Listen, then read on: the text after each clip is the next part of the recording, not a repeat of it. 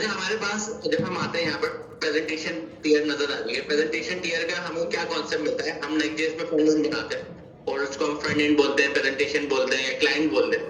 तो क्लाइंट का सबसे पहला रूल क्या होता है, क्लाइंट कहाँ पर चल रहा होता है, कहाँ रन हो रहा होता है? क्या जवाब है आपके पास? एग्जैक्टली।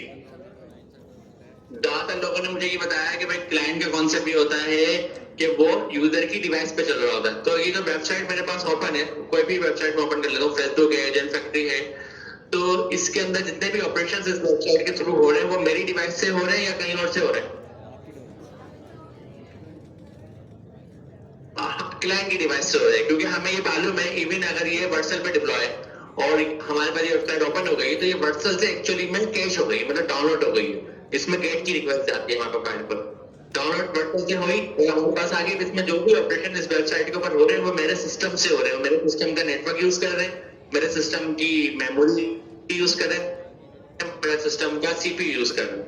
तो ये कॉन्सेप्ट हमारा बड़ा इजी और क्लियर है कि जो ये कॉमन टीयर है ये यूजर की मशीन से चल रही है, मतलब इसमें यूजर की रिसोर्सेज यूज हो रही है।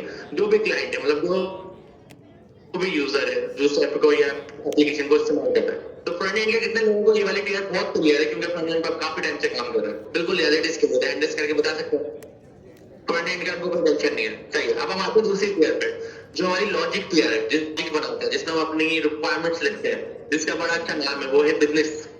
हम इसमें अपने बिजनेस की बाउंड्रीज बनाते हैं, मतलब हमारा एक्चुअल बिजनेस क्या है। इसको हम सर्वर भी कहते हैं, इसको एपीआई भी कहते हैं, इसको बिजनेस भी कहते हैं, इसको लॉजिक टीयर भी कहते हैं और इसको हम डोमेन भी कहते हैं। जो भी हमें बात समझ में आ रही है। अब मुझे एक सवाल का जवाब दें, अगर मैंने किसी फाइल के अंदर फास्ट एपीआई का 5-10 लाइन का कोड लिखा, उस फास्ट एपीआई के लिखे हुए कोड को क्या मैं बिजनेस बोल सकता हूँ? कितने लोग कह रहे हैं नहीं बोल सकते? हैंडल्स करके, मतलब मैंने कोई भी कोड लिखा 5 से 10-12 लाइन का और मैं कह रहा हूँ ये मेरा बिजनेस है, तो क्या आप में से कितने ऐसे लोग हैं जो बोले नहीं वो इसको बिजनेस नहीं कहेंगे? हैंडल्स करके बता सकते हैं। और कितने लोग कह रहे हैं नहीं हम कहेंगे इसको बिजनेस है वो? ठीक है, मैं आपको इसका कॉन्सेप्ट पहले क्लियर करता हूँ। एक्चुअली हमारे पास जो बैकएंड होता है, बैकएंड पे हम कोडिंग करते हैं, लेकिन कोडिंग को थोड़ा अचीव क्या कर रहे होते हैं, हम अपनी कोई ना कोई बिजनेस की रिक्वायरमेंट अचीव कर रहे होते हैं। जैसे कि अगर हम ई कॉमर्स की एप्लीकेशन की बात कर रहे हैं तो हमारे पास पेमेंट ट्रांसफर है। पेमेंट ट्रांसफर में क्या हो रहा है, वो एक पेमेंट होगी, उसका पूरा प्रोसेस है, पेमेंट इनिशिएट होगी, पेमेंट प्रोसेस होगी, एक ट्रांसफर होगी, पेमेंट का स्टेटस आएगा, जब सक्सेस होगी या फेल्ड होगी, इन केस कुछ होगी तो पेमेंट को रिफंड करना होगा, फिर रिफंड का स्टेटस आएगा, कितने दिन में रिफंड होगी, सक्सेस होगी, फेल होगी। ये सारी बातें मैं डिस्कशन कर रहा हूँ, ये सब बिजनेस है। तो मुझे ये बताया अगर मैंने फास्ट एपीआई में कोई भी कोड लिख दिया फास्ट एपीआई पैटर्न में, क्या बिजनेस कह सकता हूँ या मैं उसको अभी बिजनेस नहीं कह सकता? क्या बात लोगों को? अच्छा मुझे ये बताएं कितने लोग एग्री कर रहे हैं कि मेरा डमी लिखा हुआ रैंडम कोड जो है वो बिजनेस है? एग्री कितने लोग कर रहे हैं? और कितने लोग कह रहे हैं नहीं वो बिजनेस नहीं है? दोबारा मैंने एड्रेस करके बताया, एड्रेस मेरे पास आ नहीं रहे। अच्छा, क्योंकि देखिए बिजनेस की डेफिनेशन हमारे लिए क्या होती है, हम बोलते हैं जो जिस कॉन्टेक्स्ट के साथ बाउंडेड हो। मैं यहाँ पे वर्ड लिख के भी आपको बता रहा हूँ, कॉन्टेक्स्ट बाउंडेड। ये जो कॉन्टेक्स्ट बाउंडेड होता है ये हमारा एक्चुअली में बाउंडेड कॉन्टेक्स्ट, ये हमारा एक्चुअली में बिजनेस होता है, डोमेन ड्रिवन डिजाइन। तो ये हमारा कॉन्टेक्स्ट बाउंडेड, मतलब हमारे कॉन्टेक्स्ट का मतलब क्या है, बिजनेस की रिक्वायरमेंट्स हमारे साथ बाउंड हो उसको हम कहेंगे बिजनेस, अदरवाइज हम उसको कोई टेक्निकल कोड कह सकते हैं, बिजनेस नहीं कह सकते। अब सपोज करें मेरे पास यहाँ पर मैं लिख भी देता हूँ,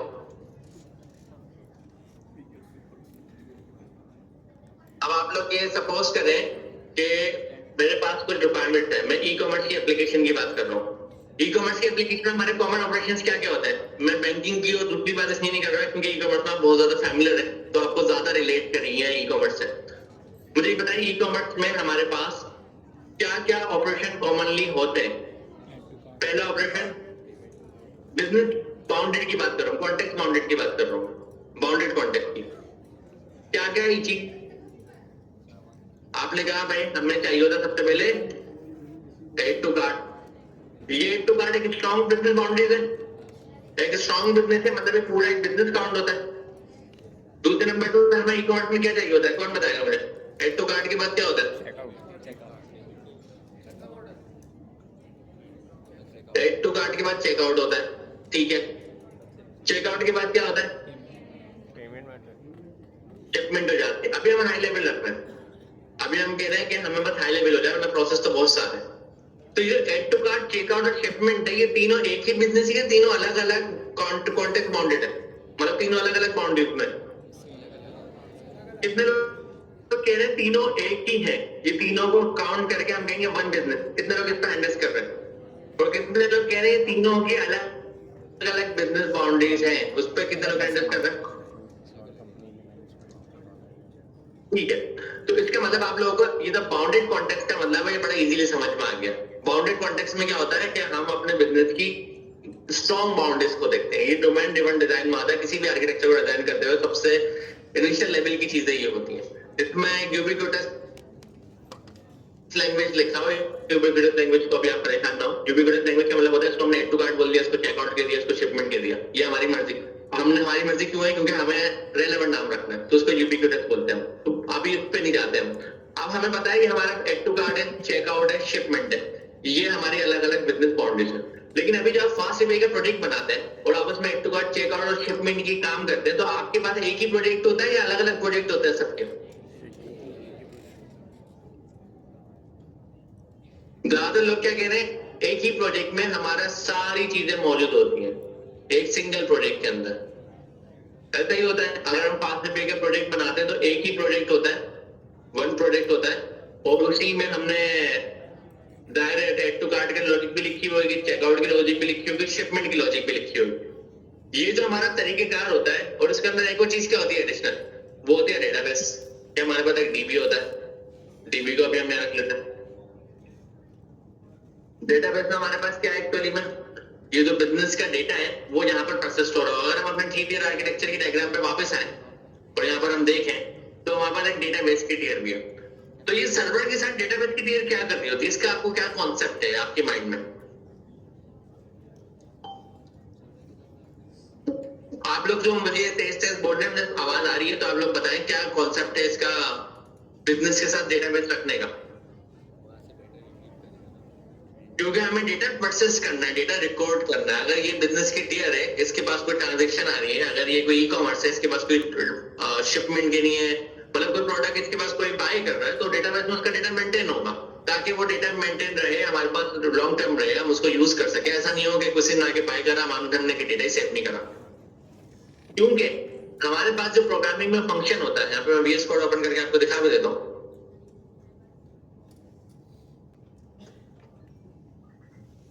होपफुली अब आपको नजर आ रही होगी इसकी, बिल्कुल मैं एम्प्टी पे आ रहा हूँ। हम सपोज कर रहे थे, हम किसी पाइथन की फाइल में हम कोई फंक्शन लिखते हैं, फंक्शन का नाम हम रखते हैं चेकआउट का, और यहाँ पर उसको बनाकर हम आगे प्रोसीड कर देते हैं और उसमें एक रिटर्न करवा देते हैं, ठीक है। और हम कुछ चेकआउट की प्रोसेसिंग कर रहे होते हैं कि प्रोडक्ट का एक्चुअली में प्रोडक्ट आईडी XYZ, जो भी प्रोडक्ट आईडी को हम भी यहाँ पर रखते हैं।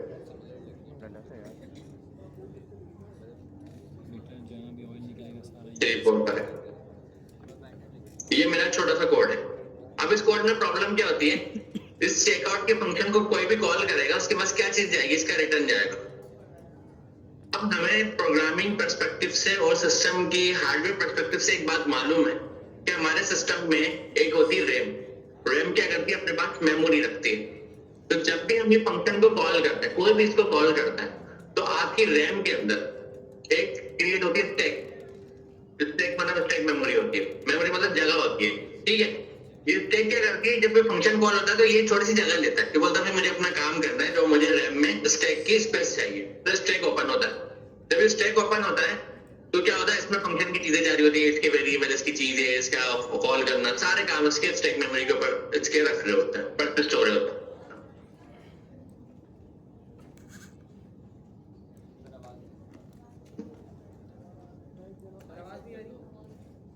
जैसे फंक्शन का रिटर्न आता है तो क्या मतलब इसका गार्बेज कलेक्टर चलता है, वो इसको क्लीन कर देता है, ये खत्म हो जाता है। तो हम क्या करते हैं, हम इस फंक्शन को कॉल करते हैं नॉर्मली। अगर मैं इस फंक्शन को यहाँ पे कॉल करूंगा तो प्रिंट में डेटा यहाँ पे आ जाएगा, कब आएगा, जब मैं फंक्शन को कॉल करूंगा। लेकिन अगर इस फंक्शन का डेटा मैंने किसी वेरिएबल में रखवाया हुआ है, तो उस वेरिएबल के अंदर तो उसका डेटा होगा, लेकिन फंक्शन की कॉलिंग एक बार हुई तो रिटर्न जा चुका है।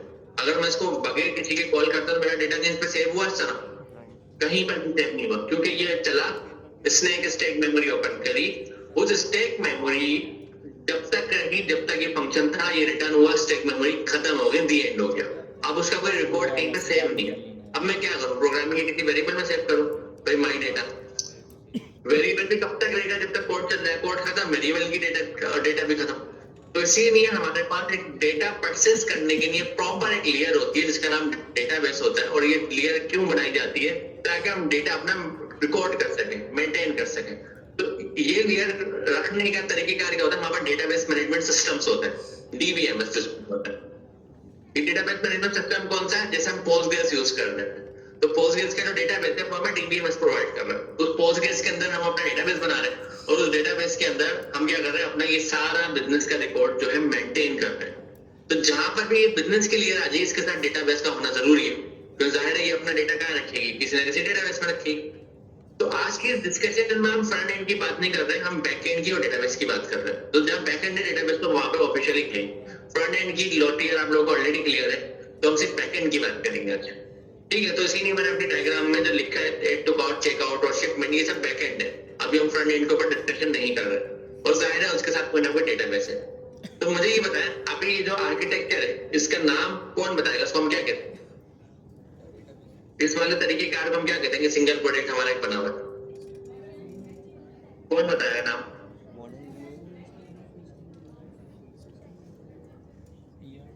लोग क्या नाम बता रहे हैं? मोनोलिथिक। तो ये मोनोलिथिक आर्किटेक्चर एक्चुअली में क्या होता है, आप में से कौन बताएगा ये मोनोलिथिक आर्किटेक्चर क्या होता है? आप लोग अपनी जगह से थोड़ा तेज बोल सकते हैं, मुझे आवाज आ रही है।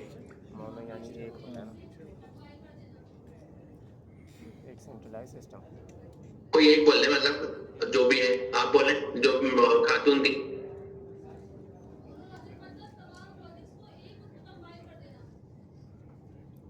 एग्जैक्टली, मोनोलिथिक आर्किटेक्चर में क्या होता है, आप यहाँ पे देखें, हमारा ये कॉन्टेक्स्ट बाउंडेड था, एड टू कार्ट मतलब एक स्ट्रॉन्ग बिजनेस था, चेकआउट एक स्ट्रॉन्ग बिजनेस बाउंड्रीज के साथ था, शिपमेंट एक स्ट्रॉन्ग बिजनेस बाउंड्रीज के साथ था।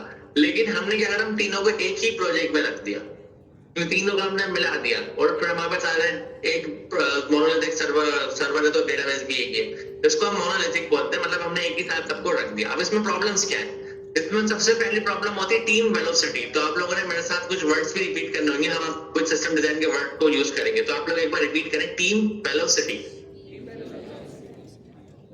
तो टीम वेलोसिटी क्या होती है कि टीम को एक स्प्रिंट मिला, स्प्रिंट मतलब 15 दिन का टाइम है, उसमें कोई टास्क मिले, भाई आपने पूरी टीम ने एफर्ट लगा के ये काम जो है करके देने, तो आपकी टीम क्या कहेगी, भाई 15 दिन में ये सारे काम हम कर देंगे। वो क्या है, भाई एड टू कार्ट बनाना है, चेकआउट बनाना है, शिपमेंट बनानी है। तो ये आपकी टीम वेलोसिटी होती है कि टीम अपने कितने टाइम में कितना काम प्रोड्यूस कर रही है, उनकी वेलोसिटी कितनी है। जैसे आपकी गाड़ी की वेलोसिटी होती है, भाई इतनी माइलेज चलती है इस तरह से, तो सर टीम की वेलोसिटी। तो यहाँ पर क्या प्रॉब्लम होगी, अगर आप इमेजिन करें कि आपके पास, आप डेवलपर हैं, आपके पास एक कोड बेस आया, उस कोड बेस में एड टू कार्ट का लॉजिक मतलब बिजनेस लिखा हुआ है, उस कोड बेस में चेकआउट का लॉजिक बिजनेस लिखा हुआ है, उस कोड बेस में शिपमेंट का लिखा हुआ है। अगर आप कोड को इमेजिन करें तो आपको कोड किस तरीके का नजर आ रहा है, आप इमेजिन कर रहे हो कॉम्प्लेक्स कोड, कहीं एड टू कार्ट है, शिपमेंट है, बहुत सारी चीजें, आपको पिक्चर क्लियर नहीं होगी।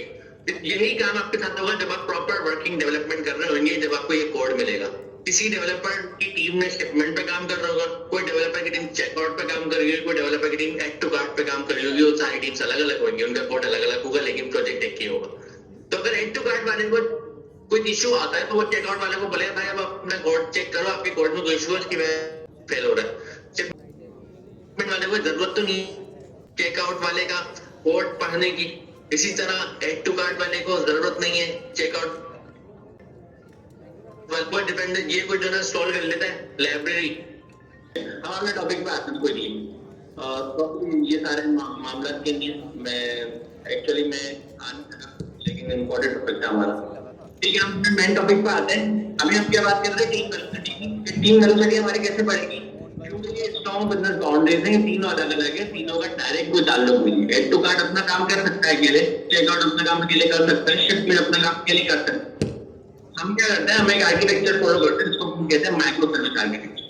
माइक्रो सर्विस आर्किटेक्चर में हम क्या करेंगे, हम डिफरेंट सर्विस बनाएंगे, अलग अलग प्रोजेक्ट बनाएंगे। मेन टू कार्ड का प्रोजेक्ट अलग बनाएंगे, टेक आउट का प्रोजेक्ट अलग बनाएंगे, शिपमेंट का प्रोजेक्ट अलग बनाएंगे।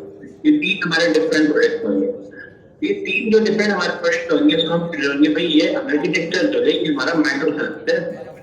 लेकिन ये मुझे बताइए तो माइक्रो सर्विस आर्किटेक्चर है, इसमें तीन ही इसमें सर्विस को ब्रेक करा, मैंने 5 क्यों नहीं करी, 4 क्यों नहीं करी? पूरे मेरे ई कॉमर्स में अभी फिलहाल जो हम डिस्कशन कर रहे थे उसके अकॉर्डिंग मैं तीनों को ही अलग कर और भी कुछ बना सकता था, तो किसकी मन से जवाब? क्योंकि ये हमारा कॉन्टेक्स्ट बाउंडेड, मतलब ये हमारी स्ट्रॉन्ग वीकनेस हम बिजनेस बैक टू कार्ड एक कंप्लीट बिजनेस है, चेक आउट एक डिफरेंट शिपमेंट एक डिफरेंट है। स्ट्रॉन्ग बाउंडेड से मतलब क्या है, शिपमेंट की चेक आउट से डायरेक्ट कोई ताल्लुक नहीं है business perspective. Direct check out होगा तो शिपमेंट होगी, डिपेंडेंसी है, लेकिन ये बिजनेस अलग है और ये बिजनेस अलग है। इन दोनों के ऑपरेशन अलग है। शिपमेंट का काम बिल्कुल डिफरेंट है, पेमेंट का काम बिल्कुल डिफरेंट है, एड टू कार्ड का काम बिल्कुल डिफरेंट है। तो हम जब माइक्रो सर्विस को ब्रेक करते हैं तो हम कोई टेक्निकल थिंकिंग के साथ नहीं करते, बल्कि हम अपने बिजनेस का कॉन्टेक्स्ट बाउंडेड देखते हैं। हम ये देखते हैं हमारे बिजनेस की स्ट्रॉन्ग बाउंडेड क्या है, ये हम देखना शुरू करते हैं। माइक्रो सर्विस आर्किटेक्चर की ये बाउंड कैसे निकले, हमने बाउंड्री डिसाइड करी बिजनेस से कि हमारा बिजनेस क्या है। माइक्रो सर्विस आर्किटेक्चर में एक और चीज कॉमन है, क्या चीज है, वो है डेटा। जाहिर है एड टू कार्ड है, उसका डेटाबेस होगा, चेकआउट है उसका अलग डेटाबेस होगा, शिपमेंट है उसका डेटाबेस अलग होगा। ये माइक्रो सर्विस आर्किटेक्चर का रूल है कि आपने डेटाबेस रखना है, आप डेटाबेस कंबाइन नहीं कर सकते। अगर आपने डेटाबेस कंबाइन करते तो आप कुछ अलग ही वो में आ जाएंगे और वो माइक्रो सर्विस आर्किटेक्चर। अभी मैंने आप लोगों को क्या बात करी कि एड टू कार्ड, चेकआउट, इस मेथड में तीन के अलग-अलग प्रोजेक्ट बने। इसका प्रोजेक्ट इनिशिएट करा, इसका प्रोजेक्ट अलग इनिशिएट, इसका प्रोजेक्ट अलग यूवी सेलेक्ट करा, इसमें अलग डिपेंडेंसी स्टोर है, इसमें अलग, इसमें अलग, इसकी टीम अलग काम कर रही है, इसकी टीम अलग काम कर रही है, इसकी टीम अलग काम कर रही है। यहाँ पर हमारा फायदा क्या हुआ, टीम कैपेसिटी बढ़ गई। जाहिर है प्रोजेक्ट की हमारा डिफरेंट है तो टीम जो है, अब आप सोचो कि अगर आप सोचो एड टू कार्ड को करते हैं, आपको कोड मिला, आपने कोड डाउनलोड करा और उस कोड में सिर्फ एक टू कार्ड का बिजनेस है। अब आप इस कोड को अपने साथ इमेजिन करो कि उसमें किस तरह का कोड होगा। आपने ये इमेजिन करोगे ना, एड टू कार्ड का फंक्शन होगा, बहुत ज्यादा उसके अंदर कोई पैरामीटर्स होंगे, वेरिएबल लिखोगे, डन जा रहा होगा, कोई और दूसरा फंक्शन होगा जिससे दो चार काम और होंगे, प्रोडक्ट क्रिएट करना, डिलीट करना, तो यही ऑपरेशन होंगे। तो आपको कितना क्लियर प्रोडक्ट इमेजिन करने को नजर आ रहा होगा एड टू कार्ड का। इतना आप चेकआउट का सोचो यार कि पेमेंट मेथड लगा होगा, पेमेंट का चेकआउट जा रहा होगा, रिटर्न कर रहा होगा, शिपमेंट भी कोई ना कोई एपिक कोड भी होगा, शिपमेंट का काम हो रहा होगा, तो सारी प्रोसेस के वापस आ रहा होगा, तो किसी थर्ड पार्टी प्रोवाइडर। फिर हमने सर्विसेज क्या करी, सेपरेट करी। सर्विस सेपरेट करने से हमें क्या बेनिफिट हुआ, हमें ये बेनिफिट होगा, सबसे पहली चीज क्या चीज पड़ी हमारी, क्या नाम बताया था मैंने, दोबारा रिपीट करें, नाम क्या बताया था मैंने, टीम वेलोसिटी बढ़ गई। अब जो टीम पहले यहाँ पर काम कर रही थी वो एक कॉम्प्लेक्स प्रोजेक्ट में काम कर रही थी, तो कॉम्प्लेक्सिटी बहुत ज्यादा थी, काम करने में कितना दिन लग रहे थे। वही सेम अगर हम माइक्रो सर्विस यूज करते हैं, टीम की वेलोसिटी बढ़ गई, ये टीम अपने इंडिविजुअल परफॉर्म कर रही है, टीम अपना इंडिविजुअल परफॉर्म कर रही है, टीम अपना इंडिविजुअल परफॉर्म कर रही है, बदले में वो एक बिजनेस का पूरा यूज केस बना के। तो ये हमारा माइक्रो सर्विस आर्किटेक्चर। लेकिन माइक्रो सर्विस आर्किटेक्चर का रूल है हर डेटाबेस अलग, टेक ऑफ डेटाबेस अलग, अलग, सबका अलग होगा। ये इसके तरीके का। अब इसी माइक्रो सर्विस आर्किटेक्चर में हम एक और फ्लो लेकर आते हैं, माइक्रो सर्विस यहाँ पे आर्किटेक्चर लिखूंगा, नीचे करना उसको ताकि ऊपर कुछ चीजें बना दूं। हम ये कहते हैं यार हमारे पास ई कॉमर्स में क्या ये तीनों चीजें एक साथ चलेंगी, ये तीनों अलग अलग होंगी, या तीनों का अलग है भाई, पहले एड टू कार्ड होगा, फिर चेकआउट होगा, फिर शिपमेंट होगा, ये तीनों साथ चलेंगे? क्या जवाब है? अब ये जो मैंने अभी बात करी ना, यहाँ से क्रिएट होता है वर्ड फ्लो का वर्ड फ्लो का जो कॉन्सेप्ट आता है यहाँ से आता है। ये तीनों वर्ड फ्लो में चलेंगे। पहले ये स्टेप है, दूसरा स्टेप क्या है, तीसरा स्टेप क्या है। अब मुझे बताया कि वर्ड फ्लो को मैनेज करने के लिए तो कोई कौन है जो वर्ड फ्लो को मैनेज करता हो, भाई ये काम हो गया, अब ये कर दो, अब ये हो गया, अब ये कर। वो कौन करेगा? वर्कफ्लो को कौन मैनेज करेगा? ये पहले हो गया, दूसरा ये हो गया, ये कहीं आपस में दूसरे को कॉल कर 20 पे 1 टू कार्ड हो गया, 1 टू कार्ड ने चेकआउट को कॉल मार दिया, चेकआउट हो गया तो शिपमेंट को कॉल कर दिया। ये तरीका तो बिल्कुल ही गलत हो आर्किटेक्चर पॉइंट ऑफ व्यू हो सकता है, मना नहीं है, ऐसा 1 टू कार्ड कंप्लीट होने के बाद चेकआउट को कॉल कर दे, चेकआउट कंप्लीट होने शिपमेंट कर दे, लेकिन ये तरीका सही नहीं, ये गलत तरीका है। सही तरीके का क्या होगा कि हमें एक ऑर्केस्ट्रेटर दरमियान में लाना पड़ेगा। ऑर्केस्ट्रेटर हमारा क्या करेगा? ऑर्केस्ट्रेटर, अब ये ऑर्केस्ट्रेटर को जादू नहीं, क्योंकि देखिए पहले हम फ्रंट एंड डेवलपर थे, तो वहां पर हमारे लिए बैकएंड अवेलेबल होता था एज एपीआई, हम लगाते थे, चलाते थे, हम बोलते थे यार बैकएंड तो हो रहा है जो काम हो रहा है, हमारे लिए मैजिक होती थी दूसरी चीज बनी बनाई मिलता। अब हम क्योंकि बैकएंड डेवलपर है, अब एक डॉट भी होगा ना वो हमें लिखना पड़ेगा, अब हमें कुछ बना हुआ नहीं मिलेगा। हाँ वो थर्ड पार्टी सर्विस बनेगी मैसेज की, लेकिन उसको कंज्यूम करना तो यूज करना भी पड़ेगा। कुछ भी नहीं है, आप कोई भी मैजिक नहीं होगा, आप हर चीज हमें बनानी पड़ेगी। तो अगर मैंने ऑर्केस्ट्रेटर चाहिए, मतलब जो इन सबको लीड कर रहा हूँ, मैनेज कर रहा हूँ, जिस तरह क्लास टीचर ऑर्केस्ट्रेट कर पूरी क्लास को, जिसमें अभी मैं आपकी क्लास को ऑर्केस्ट्रेट कर रहा हूँ, अली भाई, हमजा भाई, दयान भाई कर रहे हैं, इसी तरीके से ये ऑर्केस्ट्रेटर है जो इसको ऑर्केस्ट्रेट करेगा। अभी आप एक ऑर्केस्ट्रेटर किसमें लिखते हो, ये भी आप पास से लिखेंगे, इसका भी आप प्रॉपर कोडिंग करेंगे। इसमें आप क्या करेंगे? यहाँ से एपीआई कॉल करेंगे किसकी? एड टू कार्ड की। एड टू कार्ड का जैसे रिटर्न आएगा आप कॉल करेंगे चेकआउट की, चेकआउट की रिटर्न आएगा आप कॉल करेंगे शिपमेंट की। और कितने तरह क्या देखेंगे? ये देखो यूजर ने एड टू कार्ड कर दिया, अब चेकआउट पे जाना है, अब चेकआउट पे से क्लिक करेगा और चेकआउट को रिक्वेस्ट कर देगा। क्या रिक्वेस्ट करेगा? 3-4 तरह की रिक्वेस्ट होती है चेकआउट की। चेकआउट सर्विस क्योंकि बड़ी सर्विस है भाई। चेकआउट पे क्या हो रहा होगा?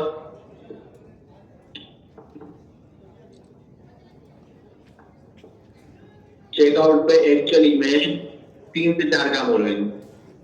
एक काम हो रहा होगा चेकआउट पे पेमेंट, इनिशिएट, दैट की बात है, इनिशिएट होगी पेमेंट प्रोसेस। या भी हम एक कॉन्सेप्ट देख रहे हैं कि इस बिजनेस के अंदर भी तो बिजनेस है ना, डिटेल में अगर हमें बोल के पेमेंट, पेमेंट इनिशिएट हो, प्रोसेस हो या पेमेंट सक्सेस होगी, या भी इनिशिएट करना, पेमेंट या तो सक्सेस हुई या तो पेमेंट फेल्ड हो गई। ये सारे तो फंक्शन चेकआउट क्या करेगा? चेकआउट को कॉल करेगा, पेमेंट इनिशिएट करेगा और जवाब आ जाएगा पेमेंट इनिशिएट हो गई। यूजर को बता देगा हाँ भाई आपकी पेमेंट इनिशिएट हो गई। बैकग्राउंड पे क्या होगा? पेमेंट प्रोसेस हो रही होगी, जैसी पेमेंट प्रोसेस होगी या तो सक्सेस होगी या फेल्ड होगी। जो भी होगी ऑर्केस्ट्रेटर कॉल करेगा, अगेन उसको बोलेगा फिर पेमेंट का स्टेटस हो गया कि पेमेंट सक्सेस हो गई, या तो ऑर्केस्ट्रेटर को कॉल करेगा पेमेंट का स्टेटस पेमेंट फेल्ड हो गई। फेल्ड हो गई है तो उसको बोल दिया भाई आपकी पेमेंट फेल्ड हो गई है। सक्सेस हो गई है तो वो उसको रिक्वेस्ट करेगा, शिपमेंट को रिक्वेस्ट करेगा भाई प्रोडक्ट यूजर के घर पे पहुंचा दो। ये कौन है? ऑर्केस्ट्रेटर है। ऑर्केस्ट्रेटर ये सारी कॉलिंग कैसे कर रहा है? ये एक ऑर्केस्ट्रेटर खुद एक एपीआई है, ऑर्केस्ट्रेटर की एपीआई दूसरी एपीआई कॉल कर दी। एक बात, ऑर्केस्ट्रेटर खुद एक सर्वर है, ये सर्वर दूसरे सर्वर को कॉल कर, ऑर्केस्ट्रेटर खुद एक बिजनेस लॉजिक है, एक बिजनेस लॉजिक दूसरी बिजनेस लॉजिक को कॉल कर। तो मुझे ये बताएं ऑर्केस्ट्रेटर वाला जो कॉलिंग जा रही है ये किसकी प्रोटोकॉल का नाम क्या है? क्या प्रोटोकॉल हम यूज करते हैं? एचटीटीपी। ये कॉल जा रही है, कौन सी कॉल जा रही है? एचटीटीपी की कॉल। एपीआई में यही होता है ना, एचटीटीपी की कॉल मिलती है। अब मुझे ये बताएं कितने लोगों को ये वाली बात क्लियर है जो मैंने अभी हाईलाइट करा अंडरस्टैंडिंग, और मैं सबको क्लियर है। अब ये ऑर्केस्ट्रेटेड पैटर्न है, इसमें एक प्रॉब्लम है। इसमें एक सिंगल हमारे पास 12 एक ऐसी चीज है जो हम कह सकते हैं अगर ऑर्केस्ट्रेटर बंद हुआ तो क्या पूरी एप्लीकेशन बंद होगी? यस और नो? जी हाँ, अगर ऑर्केस्ट्रेटर बंद हुआ हमारी पूरी एप्लीकेशन डाउन चलेगी। ये हमारे पास डेंजर चीज है। हम कभी भी अपने आर्किटेक्चर में एक सिंगल डिपेंडेंसी नहीं रखते जिससे सब डिपेंडेंट, मतलब दुनिया के अंदर एक इंसान खड़ा तो दुनिया खत्म है, ऐसे तो नहीं हो सकता। हमें हमेशा क्या करना होता है? अपना जो काम है तरीके से मैनेज करना होता है कि अपना एक की जाने से सब कुछ बंद है, और उसका काम बंद होता है तो वो कर रहा है सब बंद हो। तो ये जो आर्किटेक्चर है ये डिजास्टर आर्किटेक्चर, लेकिन डिपेंड हो रहा है आर्किटेक्चर। कभी भी आप याद रखें कोई थ्योरी नहीं हो सकता, कोई फिलोसफी नहीं हो सकती, कोई बुक में लिखा कंटेंट नहीं हो सकता। आर्किटेक्चर हमेशा डिसाइड करा जाता है सराउंडिंग के अकॉर्डिंग, टाइम के अकॉर्डिंग, करंट लेटेस्ट टेक्नोलॉजी के अकॉर्डिंग और हमारे फ्यूचर के डिसीजन के अकॉर्डिंग, और हमारी एप्लीकेशन की रिक्वायरमेंट क्या है, यूजर्स कौन कौन से हैं, हम चाहते क्या है बनाना, उसके ऊपर आर्किटेक्चर डिपेंड करता है। कोई भी आर्किटेक्चर परफेक्ट नहीं बन सकता है। अगर ये ऑर्केस्ट्रेटर का आर्किटेक्चर है, कुछ जगहों पे ये बहुत अच्छा होगा, तो कुछ जगहों पे ये अच्छा नहीं होगा, तो ये डिसीजन हमारा और आपका होगा कि किस जगह पे क्या चीज परफेक्ट होती है। आर्किटेक्चर किस चीज के ऊपर डिपेंड है? टाइम पर। किस चीज पर बनाया मुझे? टाइम मतलब करंट टेक्नोलॉजी क्या है, करंट सर्कमस्टेंसेस क्या है, हमारे फ्यूचर की गोल। ये जरूरी नहीं है कि अगर कोई और एप्लीकेशन ने फेसबुक ने ये आर्किटेक्चर बनाया तो मैं भी वो बनूं। उसके गोल अलग थे, मेरे गोल अलग है। फेसबुक ने इंग्लिश टाइम बनाया तो उसका उसकी रिक्वायरमेंट अलग थी, इंग्लिश टाइम बना रहा हूं, मेरे सराउंडिंग अलग है। कभी भी आर्किटेक्चर को आप पत्थर पे लकीर नहीं कर सकते, आर्किटेक्चर टाइम पे डिपेंड करता है। तो जो मैं बता रहा हूँ हो सकता है कहीं पर ये चीज जो मैं फ्यूचर में बताने जा रहा हूँ अभी, हो सकता है बहुत चीज हो सकता है आप अपना अलग ही एक मंत्र क्रिएट करें, लॉजिक क्रिएट करें और आप बोले मेरी रिक्वायरमेंट ये परफेक्ट बैठेगी। अब मुझे ये बताएं, सबसे पहले हमने एक फंक्शन देखा, ये फंक्शन स्टेटलेस था या स्टेटफुल था? क्या था ये? इस फंक्शन की मेमोरी कहीं पर सेव हो रही थी, पर्सिस्ट हो रही थी या नहीं हो रही थी? ये फंक्शन इस तरह था, कितनी पर नहीं हो रही, फंक्शन कॉल हुआ, रिटर्न आया, बात खत्म। मतलब ये फंक्शन जो है ये स्टेटलेस है। और हमें ये मालूम है कि जब हम कोई एपीआई बनाते हैं, चाहे वो फास्ट एप्लीकेशन बना, क्योंकि एक्चुअली में इसी फंक्शन को कॉल कर रही होगी इस तरीके से। ऐसा ही होता है ना, ये फंक्शन ही कॉल हो रहा था उसमें फास्ट एप्लीकेशन। तो जो एपीआई होती है, जो एक्चुअली कॉल करते हैं, वो स्टेटलेस होती है, स्टेटफुल होती है? क्या जवाब है? स्टेटलेस। क्यों स्टेटलेस होती है? क्योंकि आपको पता है भाई मैंने यहाँ से एपीआई कॉल करके चीजें की है, बैकग्राउंड पे क्या मेरा पास एपीआई कोड लिखा हुआ है, उसके बाद ये कॉल आई, या तो क्या कॉल आई, मैं चेकआउट की कॉल करूँ, तो चेकआउट की कॉल आई तो हुआ क्या, फंक्शन कॉल हुआ। ये बात मुझे मालूम है, फंक्शन ने क्या करा, मेरे रैंक के पास एक स्टैक मेमोरी ओपन करी, उसमें अपना सारा काम कर, काम करने के बाद क्या कर दिया, गार्बेज कलेक्टर चला, गार्बेज कलेक्टर ने क्या किया, सारी मेमोरी क्या कर दी, क्लियर कर दी। गार्बेज कलेक्शन में इसकी क्या हुआ, मेमोरी मेरी सारी क्लियर हो गई, खत्म हो गई, डेटा जो रखा हुआ है स्टेट तो क्लियर हो गया। लेकिन ये फंक्शन जो है वो स्टेटलेस है और एपीआई भी स्टेटलेस की वजह से हम फंक्शन को कॉल करेंगे। हाँ, अगर यहाँ पे मैं कोई मैकेनिज्म बना दूं, यहाँ पर कुछ अलग बटिंग लिख दूं, function function function function variable बनाऊं, टेस्ट बनाऊं, तो वो एक अलग कहानी है, उसका भी हम नहीं जा रहे। अभी हम एक लॉजिक देख रहे हैं, फंक्शन जो है हमारा स्टेटलेस है, एक बेस स्टेटलेस है। अब स्टेटलेस में क्या होता है ये बताइए, फंक्शन आपने कॉल करा, अगर ये फंक्शन जवाब देने में 30 सेकंड मिला है तो आपने 30 सेकंड वेट करना पड़ेगा या सुन लो। अगर ये फंक्शन जवाब देने में 1 मिनट लगा, आपने 1 मिनट वेट करना पड़ेगा कि सुन। अगर ये फंक्शन जवाब ही ना दे तो आपका काम होगा या नहीं होगा? नहीं होगा, काम नहीं होगा। फंक्शन आपने कॉल करा, रिटर्न देने में से 1 घंटा हो गया, 2 घंटों का रिटर्न ही नहीं आ रहा भाई, पहले तो 3 घंटे चले गए, 60 सेकंड टाइम आउट हो जाएगा। टाइम आउट मतलब कोई जवाब नहीं आया, मैं किसी को बुला रहा हूँ उठाने के, उसको टाइम आउट, तो मैंने यहाँ से फंक्शन कॉल मिलाई, जवाब ही नहीं आया, तो मैं कहूंगी इग्नोर और के, मतलब ये मेरा एक बेड एक्सपीरियंस हो स्टेटलेस के अंदर। अब मैं इसको छोड़ के भी जा सकता हूँ, ये बोल सकता हूँ कि भाई मैं अभी कोड को करते भी चले जाता हूँ, बात में आके टेम कोड ओपन करता तो हो सकता है जवाब आएगा, अपने जवाब पढ़ लो, ऐसा हो सकता है? नहीं हो सकता, क्योंकि यहाँ पर स्टेट मेंटेन ही नहीं हो रहा। हाँ, मैं बस स्टेट बनाऊ, मेंटेन करूँ, कहीं एक्सपोर्ट करूँ, कोई नहीं रहा। तो इसीलिए यहाँ पर हमारे पास एक मसला है कि जब हम एक्ट टू कार्ड को कॉल कर रहे हैं, स्टेटलेस कॉल कर रही है, जब हम चेकआउट की इनिशियल पेमेंट इनिशिएट करवा रहे हैं स्टेटलेस से, पेमेंट को प्रोसेस हो रही है, कुछ हो रहा है, पेमेंट इनिशिएट होने के बाद कुछ प्रोसेस होती है, पेमेंट का स्टेटस आता है या सक्सेस या फेल्ड, तो ये ऑर्केस्ट्रेटर को पता कैसे चलेगा सक्सेसफुल या फेल्ड? मुझे ये बताया, नॉर्मली अगर हम पेमेंट करते हैं तो कितना टाइम लगता होगा पेमेंट सक्सेसफुल? एक होता है पेमेंट इनिशिएट हो गई, हाँ भी हो गई, प्रोसेस हो रही है, पेमेंट सक्सेसफुली हो चुकी या पेमेंट फेल हो चुकी है, अंदाज इसमें कितना टाइम लगता होगा? 1 मिनट, 2 मिनट, 10 मिनट, 1 घंटा, 1 दिन। इस टाइम के अंदर हमारे पास कोई भी रन टाइम पॉसिबल नहीं है। पहली बात, डायरेक्ट विदिन अ सेकंड तो नहीं सकती, ये तो नहीं सकता मैंने पेमेंट इनिशिएट करी प्रोसेस सक्सेस हो गई, वो भी सकती है लेकिन 100% प्रोबेबिलिटी नहीं है। हो सकता है पेमेंट इनिशिएट मैंने करी शाम के 4 बजे, इनिशिएट सक्सेसफुली हो गई, फिर प्रोसेस हुई, फिर जो उनकी सक्सेस का स्टेटस आया वो शाम के 5 बजे है, 1 घंटे का इसमें 2 घंटे का गैप है। हो सकता है पूरे दिन का बीच हो सकता है, लेकिन मैंने दिन पे ज्यादा चीजें एडवांस हो गई, 5 मिनट 10 मिनट का रख लिया। अब यहाँ पर प्रॉब्लम क्या है, और किस स्टेटर ने पहली कॉल लगाई पेमेंट इनिशिएट करने के लिए, इसका जवाब फौरन आ जाएगा, दूसरी तक 3 सेकंड आ जाएगा, बिल्कुल आ जाएगा। तो और स्टेटर ने दोबारा थोड़ी देर बाद कॉल करी, क्या कॉल करी और स्टेटर ने कॉल करी कि पेमेंट का स्टेटस क्या है, तो फिर बिटनेस ऑफ पेमेंट का स्टेटस अपडेट ही ना हो, और स्टेटर को जवाब दिया भाई अभी तो कुछ जवाब ही नहीं, तो और स्टेटर 10 मिनट बाद दोबारा कॉल करे, फिर पेमेंट का स्टेटस क्या है, जो शिपमेंट नहीं कर सकते ना पेमेंट के, जो पेमेंट पहले चाहिए। तो ऐसा हम अपने टॉपिक पर आते हैं, तो ऑर्केस्ट्रेटर ने क्या कहा, पेमेंट जो है वो सक्सेस हो गई, इसको कैसे पता कि बार बार कॉल लगाए, एक बार कॉल नहीं हुई, नहीं हुई, हुई नहीं हुई, हुई नहीं हुई, हो सकता है एक ही बार में हो जाए, हो सकता है 2 बार में हो सकता है 10 बार कॉल करो। तो मुझे एक सवाल का आप लोग जवाब दें, सवाल सिंपल है कि इस फंक्शन को कोई एक बार कॉल करेगा 10 बार कॉल करेगा, फंक्शन यहीं पे मेंटेन कर रहा है, मुझे किसने कितनी बार कॉल करा, यस और नो, नहीं, इसका जवाब नो है, क्योंकि आप यहाँ पर ये तो ऑर्केस्ट्रेटर है, ये बेचारा क्या कर रहा है, पेमेंट के सक्सेस होने का या फेल होने का वेट कर रहा है।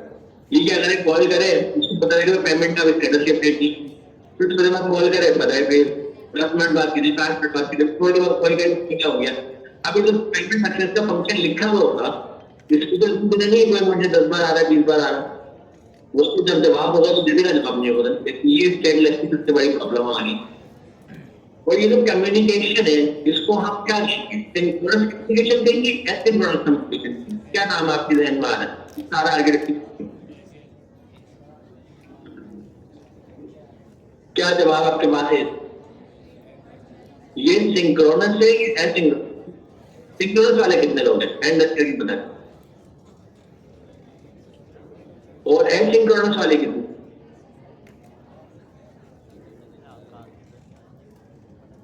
ठीक है।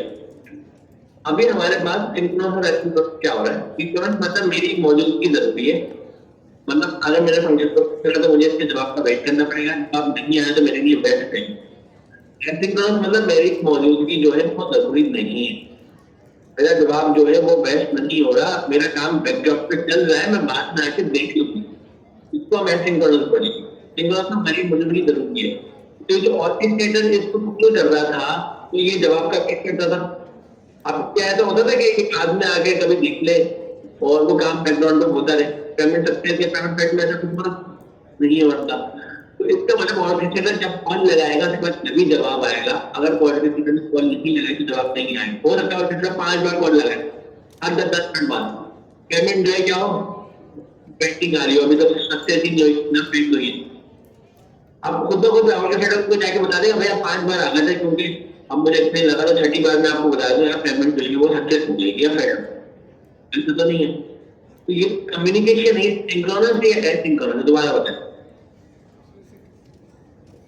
ये कम्युनिकेशन सिंक्रोनस है, क्योंकि इधर एचटीटीपी की कॉल जा रही है, डिपेंडेंट है, रिटर्न को रिटर्न नहीं आया तो काम नहीं होगा, हमें नहीं पता काम होगा भी तो हमें क्या पता।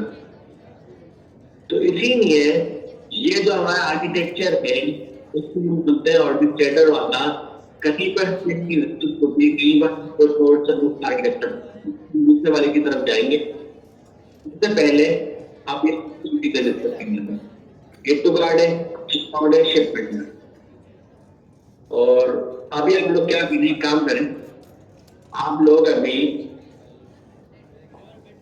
इस चीज को अगर आप लोगों में जो 3 से 4 मिनट का टाइम दे रहा हूँ, आप लोग अभी अपने ग्राहक को समझाएं कि ये ऑर्केस्ट्रेटर का आर्किटेक्चर क्या था, माइक्रोसर्विस हमने किस तरीके से ब्रेक करी, पहले क्या होता था, और मैं मोनोलिथिक पे चाहूँ तो मेरे पास एक सेटअप, एक डेटाबेस, एक प्रोजेक्ट, माइक्रोसर्विस पे जाऊँ तो मल्टीपल सर्विस, मल्टीपल डेटाबेस, तो मैंने किस तरीके से सर्विस को ब्रेक करा। और अगर ना माइक्रो सर्विस पे जाना चाहूँ ना मैं मोनोलिथिक पे जाना चाहूँ, अपना कुछ दरमियान भी क्रिएट करूँ तो वो क्या होगा, ठीक है आप डिस्कस करें, आपके दोस्त नहीं है, होपफुली आपने बड़ी डिटेल डिस्कशन करी होगी। और आपको काफी चीजें क्लियर होगी। हाँ, लेकिन आप एक सवाल कर सकते हैं, वो सवाल बड़ा है और बहुत सिंपल सवाल है। आप ये कहेंगे कि टीम वेलोसिटी थी, यहाँ पर हमको टीम वेलोसिटी की प्रॉब्लम थी कि कॉम्प्लेक्स कोड था, मैनेज करना मुश्किल होता था, चलाना मुश्किल होता था, काम करना मुश्किल होता था। तो यहाँ पर हमने उसको माइक्रोसर्विस में ब्रेक कर टीम वेलोसिटी के लिए, बाकी तो सब कोई है ऑर्केस्ट्रेटर है, ऑर्केस्ट्रेटर पर single point of failure, single point of failure मतलब ऑर्केस्ट्रेटर बन एप्लीकेशन में फायदा क्या हो अलग अलग करने का? इसके क्या जवाब है? इसके जवाब मुझे इसके बाद का जवाब आप लोग 1 से 2 मिनट है, आप उसको सर्च करें इसका क्या जवाब है। क्यों हम माइक्रोसर्विस पे गए? क्या टीम वेलोसिटी थी या कुछ और भी चीजें हैं जो उससे फायदा हो रहा है? क्या जवाब आपको मिला? अब हम कुछ और मजीद चीजें डिस्कस करते हैं। मैं आप लोगों को एक चीज बता रहा हूँ, एक वर्ड बता रहा हूँ, लोगों ने वर्ड रिपीट करना होगा। उस वर्ड का नाम है रेजिलियंस। क्या वर्ड बताया मैंने? एक बार दोबारा रिपीट कर रहा, मैंने वर्ड क्या बताया अभी? ठीक है, तो मैंने आपको रेजिलियंस बताया। रेजिलियंस होता है एक्चुअली में ये डेवलपर के पास होता है, ये इसका जो मेजर पार्ट है वो डेवलपर की कंट्रोल में होता है। रेजिलियंस में होता क्या क्या है मैं यहाँ पे नोट करता हूँ और मैं आपको बहुत सारी चीजें दिखाता हूँ। रेजिलियंस में हो गया पता क्या? रेजिलियंस में एक चीज होती है जिसको हम बोलते हैं कि अगर सपोज करें मेरे पास कोई सर्विस चल रही है, सर्विस कौन सी थी हमारे पास यहाँ पर? हमारे पास थी 8 to 5 सर्विस, ठीक है। और यहाँ पर हम क्या थे? ये मोनोलिथिक। यहाँ तो भाई पूरा प्रोजेक्ट एक ही साथ है। यहाँ पर हमारा अगर मेरे पास 8 to कार्ड जो है, रेजिलियंस से पहले भी मैं आपको कहूँ ना एक चीज होती है, अगर ये एप्लीकेशन है 8 to कार्ड और चेकआउट मिलता है, चेकआउट की एप्लीकेशन की चल रही है तो वो किस तरह चल रही होगी? सबसे पहले बेस्ट लेयर पे क्या चीज आती है? सबसे इनिशियल लेवल पे क्या आता है? हार्डवेयर। अगर आपने कोई कोड लिखना है 8 to कार्ड का या आपने चेकआउट पे कोड लिखना है तो आप कहीं पर चलाएंगे कैसे? आपके क्या इंस्ट्रक्शंस होंगे? आप जैसे मैंने कोड लिखा, मैंने हमदा भाई को दे दिया और अली भाई को दे दिया, तो अली भाई के पास क्या है? सबसे पहले हार्डवेयर। मैंने क्या चीज दी? वैसे मैंने क्या चीज तुमको दी है अली भाई को? और क्या मैंने हार्डवेयर दिया? मैंने कोड बेस दी, मैंने कोड बेस दिया, मुझे कोडिंग करी। ठीक है, अली भाई के पास हार्डवेयर है, हार्डवेयर के ऊपर क्या? ऑपरेटिंग सिस्टम है, ऑपरेटिंग सिस्टम के ऊपर क्या है? अली भाई डिपेंडेंस टूल इंस्टॉल करेगा। मतलब क्या है? ये पाइथन इंस्टॉल है, यूवी इंस्टॉल है, ये इंस्टॉल है, वो इंस्टॉल है, इंस्टॉल करेंगे। और जो मैं प्रोजेक्ट दे रहा हूँ उसकी डिपेंडेंसीज भी आगे भी लिख देना। ठीक है, उसके ऊपर क्या है? कोड बेस जो मैंने अली भाई को दिया। ठीक है, अब मुझे ये पता है अगर कहीं पर एप्लीकेशन कोई भी चल रही है, रन हो रही है, तो उसमें सिर्फ यही सर्च होती है और भी कुछ होता है? सिर्फ इतना ही होता है या और भी बहुत सारी चीजें होती है? कॉन्सेप्चुअली बताया कि हम काफी डिस्कस करा है और कुछ चीजें आपको यहाँ पर होनी चाहिए। मुझे क्या होता है? हमने क्या हमारा हार्डवेयर को ऑपरेटिंग सिस्टम में, ऑपरेटिंग सिस्टम में हमने कुछ पाइथन वगैरह इंस्टॉल कर ली और कोई डिपेंडेंसी तो होगी, कोडिंग के साथ डिपेंडेंसी होती ना थी, लाइब्रेरी वो भी यहीं पे लिखी, वो भी इंस्टॉल हो गई और बस आ गया चल रहा है। तो एडिशन किस क्या है? अभी थोड़ी देर पहले मैंने यहाँ पर आपको बताया, जब भी कोई फंक्शन कॉल करता तो क्या होता था? क्या बनता था? हर कॉल पे स्टैक ओपन होता था, मतलब मेमोरी मतलब ज्यादा फीचर अपना काम करना है, और थोड़ी देर बाद जब उसका काम पूरा हो जाता था तो वो क्या हो जाता था? क्लोज हो जाता था। क्लोज मतलब कंप्लीट हो जाता था। जब कंप्लीट होता था क्या होता था? तो क्लोज होकर गार्बेज कलेक्टर होकर गई है, समझा? ये जो मेमोरी है डायरेक्ट मेरा साइज होगा। सपोज हम समझ लेते हैं कि हमारे पास जो हार्डवेयर है जिसमें हमें 16 MB रैम, अभी हम एक सपोज कर रहे हैं, और सीपीयू है, जीपीयू है, सारी चीजें हमारे पास, सीपीयू है, जीपीयू है, नेटवर्क है, और क्या क्या एसएसडी है, सारी चीजें। रैम जो है 16 MB। आप जब भी एक यूजर एक फंक्शन कॉल, मतलब एक यूजर आगे मेरी एपीआई को कॉल करेगा तो फंक्शन कॉल होगा ना, तो फंक्शन कॉल पर चाहेगी कि 1 MB की मेमोरी ले एक यूजर के लिए। तो हमारे पास कितनी है? 16। 4 MB जो है हम अपने सिस्टम के लिए रख लेते हैं, सिस्टम भी तो इस्तेमाल कर रहे हैं ना। तो एट ए टाइम इस सर्वर के ऊपर कितने यूजर कनेक्ट हो सकते हैं? कितने? 12। 12 क्यों? 4 12 होते। तो यहाँ पर एक और लेयर आएगी, उसको मतलब सेक्शन, एक मेमोरी सेक्शन बन रहा है ना, हमारा सेशन क्रिएट हो रहा है, मतलब जितने यूजर है सबका सेशन है अलग अलग। 10 यूजर है 10 सेशन, यूजर है 20 सेशन, 30।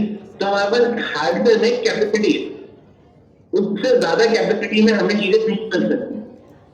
तो इसीलिए जब हमारा सर्वर कोई भी आगे कॉल करता है, जैसे यहाँ पर मैं लिखा देता हूँ, ऐड कर देता हूँ यूजर, मैं यहाँ पर इसको थोड़ा और नीचे कर देता हूँ। मैंने कहा ये है मेरा यूजर, ठीक है। यूजर ने क्या करा? यूजर मतलब फ्रंट एंड, अभी क्लाइंट है ये फ्रंट एंड, फ्रंट एंड किसको कॉल करता है? Back and. यूजर ने जब मेरा बैक एंड कॉल करा तो उसका मेरा सेशन, तो कितने यूजर होंगे? 1 2 3 4, कितनी लिमिट है हमारे साथ? कितने कनेक्ट हो सकते हैं? मैक्सिमम 12, ज्यादा हो ही सकते। आप क्यों पूरे यहाँ पे थे? अब मुझे ये बताएं 12 से ज्यादा हो तो क्या करेंगे? यहाँ पर हमारे पास एक वर्ड आता है स्केलिंग, स्केलिबिलिटी, आप लोगों ने रिपीट करते हैं स्केलिबिलिटी। बताएं क्या बताया मैंने? स्केलेबिलिटी दो तरीके से पॉसिबल है, एक है हॉरिजॉन्टल, एक है वर्टिकल। वर्टिकल मतलब करंट सिस्टम को अपग्रेड कर दो, उसको बढ़िए वर्टिकल, भाई इसमें 32 MB कर दो, ज्यादा लोग आ गए 30 बढ़ा दो। हॉरिजॉन्टल बोलेंगे भाई कि जैसे एक सिस्टम बराबर में आप बना दो, एक है दूसरा बना दो, दूसरा है आप 3 बना दो, जितने लोग आते जा रहे सिस्टम इसको करेंगे हॉरिजॉन्टल स्केलिंग। अगर मैं 10 सिस्टम के हार्डवेयर को अपडेट कर दूं तो बनेगी वर्टिकल स्केलिंग। मैंने क्यों करी? मैंने क्योंकि जो यूजर आकर मेरी एप्लीकेशन को यूज कर रहे हैं वो इस हार्डवेयर को कंफ्यूजन, ये हार्डवेयर जो है फुल हो रहा है, मुझे कैपेसिटी देखनी पड़ेगी, अदरवाइज यूजर तो आ ही नहीं पाएंगे। मतलब यूजर की रिक्वेस्ट, जब हम एपीआई कॉल करते हैं तो फ्रंट एंड जब कॉल कर रहा है तो उसकी रिक्वेस्ट ना तो नहीं पाएंगे। तो यहाँ पर हमारे पास एक और चीज है, यहाँ मतलब यूजर को क्या पता सर्वर है यूजर को मालूम है ए और पी का। तो यूजर के लिए हमें क्या रखना है?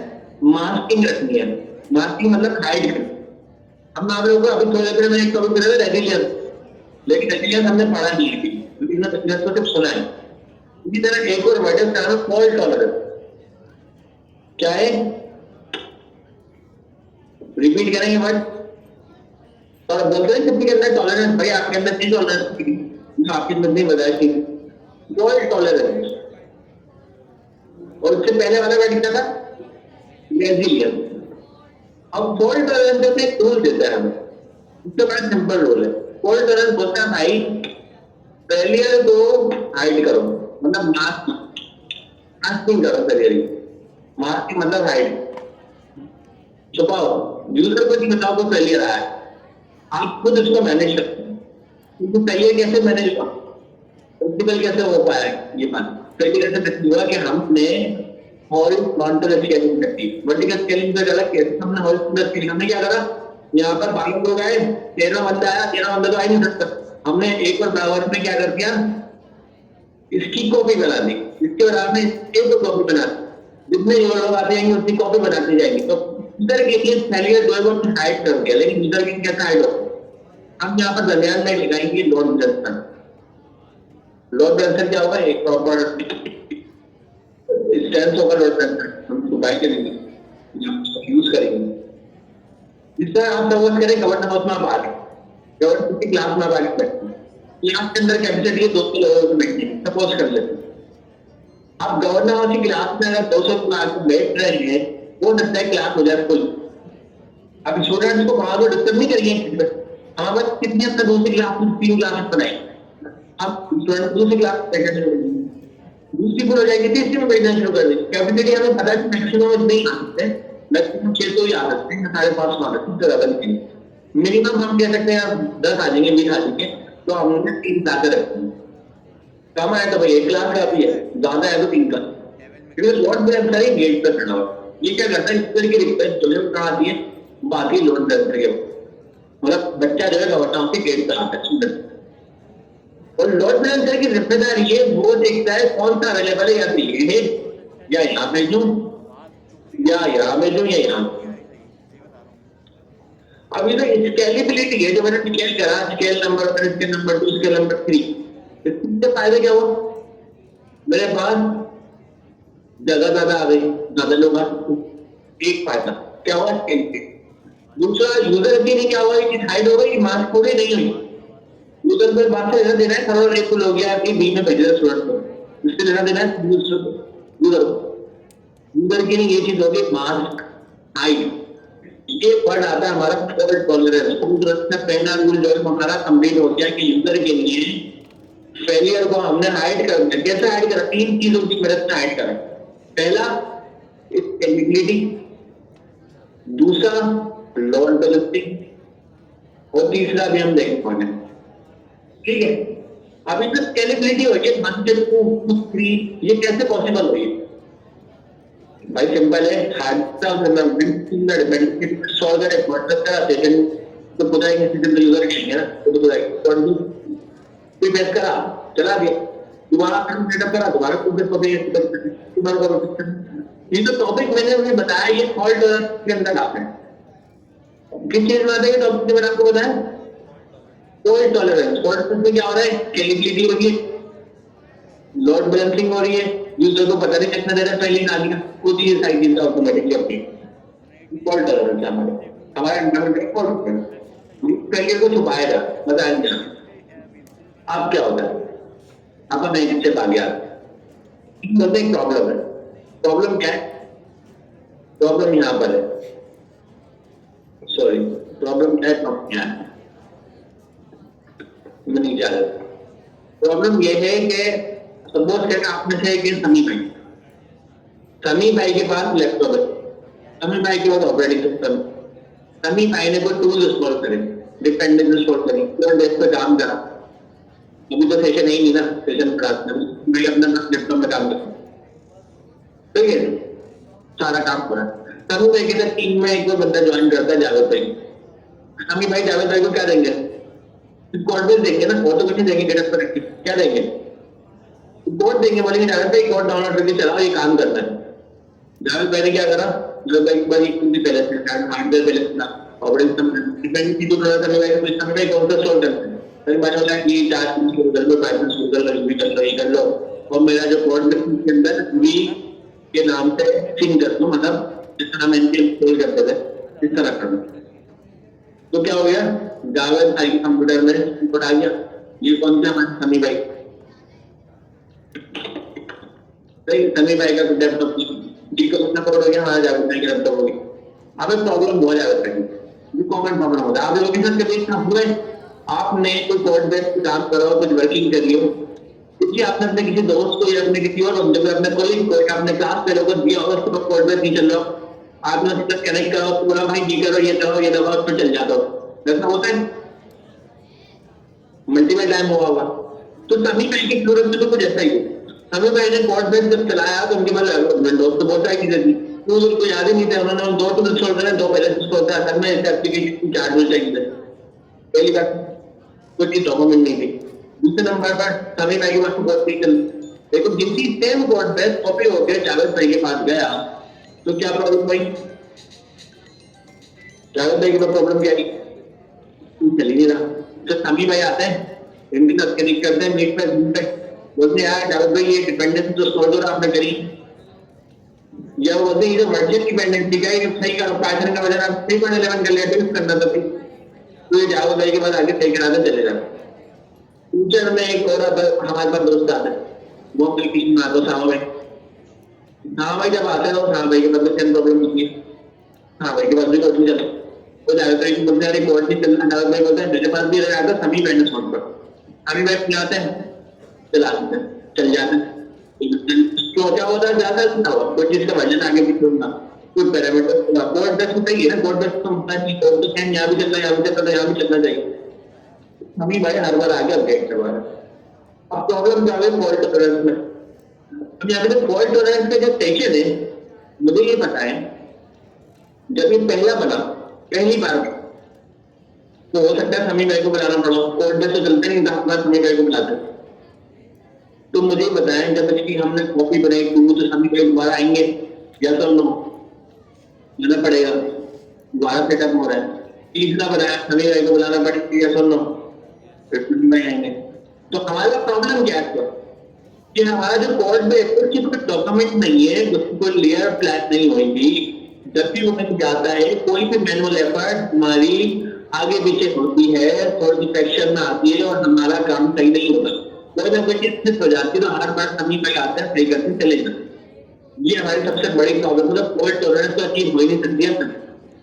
क्यों क्या ये जो हार्डवेयर है ये कॉस्ट है। अब आप बोले एक काम करो ना, एक ही बार सभी भाई को बुला के तीसरा बार आप करो, सभी भाई घर में जो खत्म करो, जरूरत ही नहीं। हार्डवेयर एक कॉस्ट। अगर मेरे पास टोटल 5 लोग हो, हार्डवेयर कॉस्ट को एनर्जी यूज करता है। एनर्जी का मतलब क्या हुआ, इलेक्ट्रिसिटी चल रही है, पैसे लग रहे हैं, फ्री कुछ नहीं है, तो ये हार्डवेयर कॉस्ट है। तो अगर मेरे पास टोटल 5 लोग हैं तो सर्वर को चला रहे हैं, तो मुझे जरूरत नहीं कि मैं 3 सर्वर रखूं, मुझे एक ही सर्वर की जरूरत है। सर मेरे पास 15 लोग हैं तो मुझे कितने सर्वर चाहिए मुझे बता, उनका कितनी कैपेसिटी दी है एक सर्वर 12। 15 लोग अगर आगे कितने सर्वर चाहिए, 2 चाहिए, तीसरे की जरूरत नहीं है। अगर मेरे पास 25 लोग आए कितने सर्वर चाहिए, 25 लोगों में 3 चाहिए।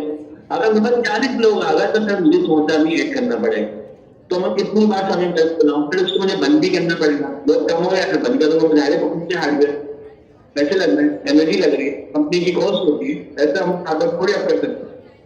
वही हमारी आर्किटेक्चर क्या हुआ, हमारा प्रैक्टिस क्या हुई, हम फिर क्या बनाएंगे बिना अर्जेंट पहले से चला के, अगर बोले एक बार हम बोला 100 सर्वर चलाओ तो मेरे मालूम नहीं चलते रहेंगे, टेंशन नहीं है, ऐसा तो नहीं हो सकता। अब ये जो फॉल्ट और की जो तीसरी चीज वो होती ऑटो स्केलिंग। ऑटो स्केलिंग, अब आप लोग मुझे इसका नाम रिपीट करेंगे, क्या नाम है इसका, ऑटो स्केलिंग। ऑटो स्केलिंग को देखिए, स्केलिंग जो हो रही है ये हॉरिजॉन्टल, ये ऑटोमेटिकली हो रही है, इसमें मैनुअल कोई ना हो, ऐसा ना हो कोई आगे मैनुअली हार्डवेयर पड़े, मैनुअल ऑपरेशन उसको मैनुअल फंक्शन करे, भाई इतना टाइम थोड़ी है, यूजर तो अचानक आएंगे ना, ये किसी वक्त अचानक आएगा, ऐसा थोड़ी यूजर जब उठाया ये बोलोगे तुम साफ कर रहे हो, भाई रुको 5 मिनट रुको, आप हो रहा था अभी भाई लगे हुए हैं, तुम्हें भाई टाइम देखो बाहर बैठा हूँ अभी दोस्तों के साथ अपना आऊंगा, मतलब मैनुअल ह्यूमन एफर्ट आ रही है, इसकी जगह नहीं है, ये चीज ऑटो होनी चाहिए। अब ऑटो तो हो नहीं सकती, भाई का काम डिपेंडेंट है, जब भी कोड पे चलाते हैं लगा देते हैं। तो फॉल्ट टॉलरेंस हम चलाना चाहते हैं, लेकिन फॉल्ट टॉलरेंस अभी हमारे अचीव नहीं हो सकती, अचीव करेंगे तो बहुत कॉम्प्लेक्स काम है, आसान नहीं। अब हमें एक स्टेप आता है, हम उसे काम करते हैं, काम क्या करते हैं एक्चुअली में, प्रॉब्लम क्या आ रही है, प्रॉब्लम क्या आ रही है, सभी साइकिल लैपटॉप में चला जब हम एक्चुअली में इसको लेके गए यहाँ पर डिप्लॉय करने, कहाँ पे डिप्लॉय करते हैं, क्लाउड पे, तो ये डिप्लॉय टू दी एनवायरनमेंट। तो हमें क्या प्रॉब्लम है, जब हमने क्लाउड पे डिप्लॉय करने की नहीं गया, दोबारा सभी भाई को बुलाना पड़ा। क्लाउड का मतलब क्या होता है, रिमोट सर्वर जो इंटरनेट के ऊपर है, जिस तरीके से आपने फ्रंट एंड बनाया वो फ्रंट डिप्लॉय करा वो क्लाउड पे चली गया, आपने बैकएंड बनाया कहीं पे डिप्लॉय करा वो क्लाउड पे, रिमोट सर्वर को हम क्लाउड बोलते हैं, ठीक है। तो क्लाउड आपका रिमोट सर्वर है। अब मुझे ये बताएं, जब ये सर्वर क्लाउड पे वर्ड पे गया, मुझे सभी पे को बुलाना बताना पड़ेगा या नहीं पड़ेगा, तो हर बार तो बुलाना पड़ता था, कोई ना कोई मिस हो जाता। और इसी क्लाउड के ऊपर जब हम ये वाला काम करेंगे 1 से 2, 2 से 3, उसका मतलब रेप्लिकेशन, क्या वर्ड होता है, रेप्लिकेशन, रेप्लिका बनाना, मतलब एडिटिंग कॉपी बनाना, रेप्लिका मतलब होता है बिल्कुल सेम कॉपी, कुछ चीज आगे पीछे नहीं होता है, मतलब मतलब होता है आगे पीछे कर दो। तो जो रेप्लिकेशन है इसको कीप करने का काम कौन करा, ऑटो स्केलिंग। लेकिन ऑटो स्केलिंग कैसे करे, जब तक कोड बस चला हुआ है, मैनुअल एफर्ट होती थी, क्योंकि ऐसा क्यों होता है, इसके रीजन पे जाता है, रूट पे जाता है, ऐसा क्यों होता है। जब हम इसको क्लाउड पे लगेगा, मतलब रिमोट एनवायरनमेंट पे लगेगा, तो वहां पर भी सेम प्रॉब्लम है। अब मैं आप लोगों को कुछ वर्ड बता, वर्ड बड़ा इंपॉर्टेंट है। आप ये देखें, अगर कोई दरख्त है वो पाकिस्तान के अंदर ही पाकिस्तानी जमीन पे बड़ा हुआ है, मतलब पाकिस्तान का नेटिव दरख्त, क्या दरख्त है? पाकिस्तान का नेटिव दरख्त है। अब पाकिस्तान का नेटिव दरख्त पाकिस्तान की जमीन पे, पाकिस्तान की जमीन में फर्टिलाइज हुआ है, मतलब जमीन फर्टिलाइजर दरख्त के लिए वो दरख्त बड़ा हुआ है, ग्रो कर रहा है, और वो दरख्त कंप्लीट चल रहा है। अभी हम क्या बात कर रहे थे?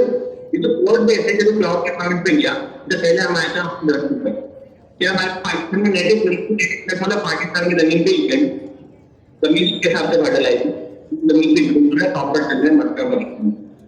लेकिन प्रॉब्लम क्या है? प्रॉब्लम ये एक दरख्त हम अमेरिका में होगा, अमेरिका का नेटिव, हम अमेरिका से उसको इम्पोर्ट करते हैं, अपने पास अमेरिका एक्सपोर्ट करते हैं, हम अपने पास इम्पोर्ट करते हैं, वो दरख्त पाकिस्तान आता है, हम पाकिस्तान की जमीन में दरख्त को लगा। बताएं क्या वो दरख्त लाजमी है, 100% गारंटी है कि बिल्कुल सही ग्रो करेगा, या हो सकता है कुछ इश्यूज आए हमारी जमीन पर मैच ना हो सके?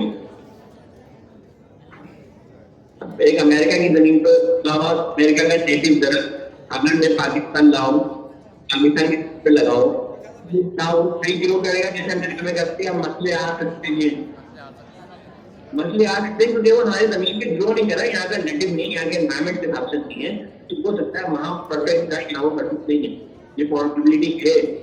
सेम चीज हमारी एप्लीकेशन के साथ है कि एप्लीकेशन बनी हमी के लैपटॉप में थी, तो हमी तो अच्छा बिल्कुल ओके, कोई मसला ही नहीं आता उसका, लेकिन पहले कभी जावेद स्टक हुआ, कभी सावर स्टक हुआ, और आखिर में कोऑर्डिनेट स्टक हुआ। तो ये क्लाउड नेटिव नहीं है, मतलब ये क्लाउड की नेटिव टूल्स जो क्लाउड है, नेटिव सॉफ्टवेयर या क्लाउड का नेटिव स्टैंडर्ड को फॉलो नहीं कर रही है। नहीं है ये एप्लीकेशन, आती तो है, कॉपी तो हो जाती, चलाने वाला चला भी लेता, लेकिन नेटिव नहीं है। अमेरिका का तरफ पाकिस्तान मायल कोई केमिकल वगैरह डाला के एनवायरमेंट देके किसने तरह थोड़ा ग्रो कर दिया, लेकिन वो पाकिस्तान का नेटिव नहीं है, लेकिन बस नेटिव दरख्त उसमें एक्सेप्ट करने की जरूरत नहीं। तो हमें ये प्रॉब्लम है मिल गई नेटिव की।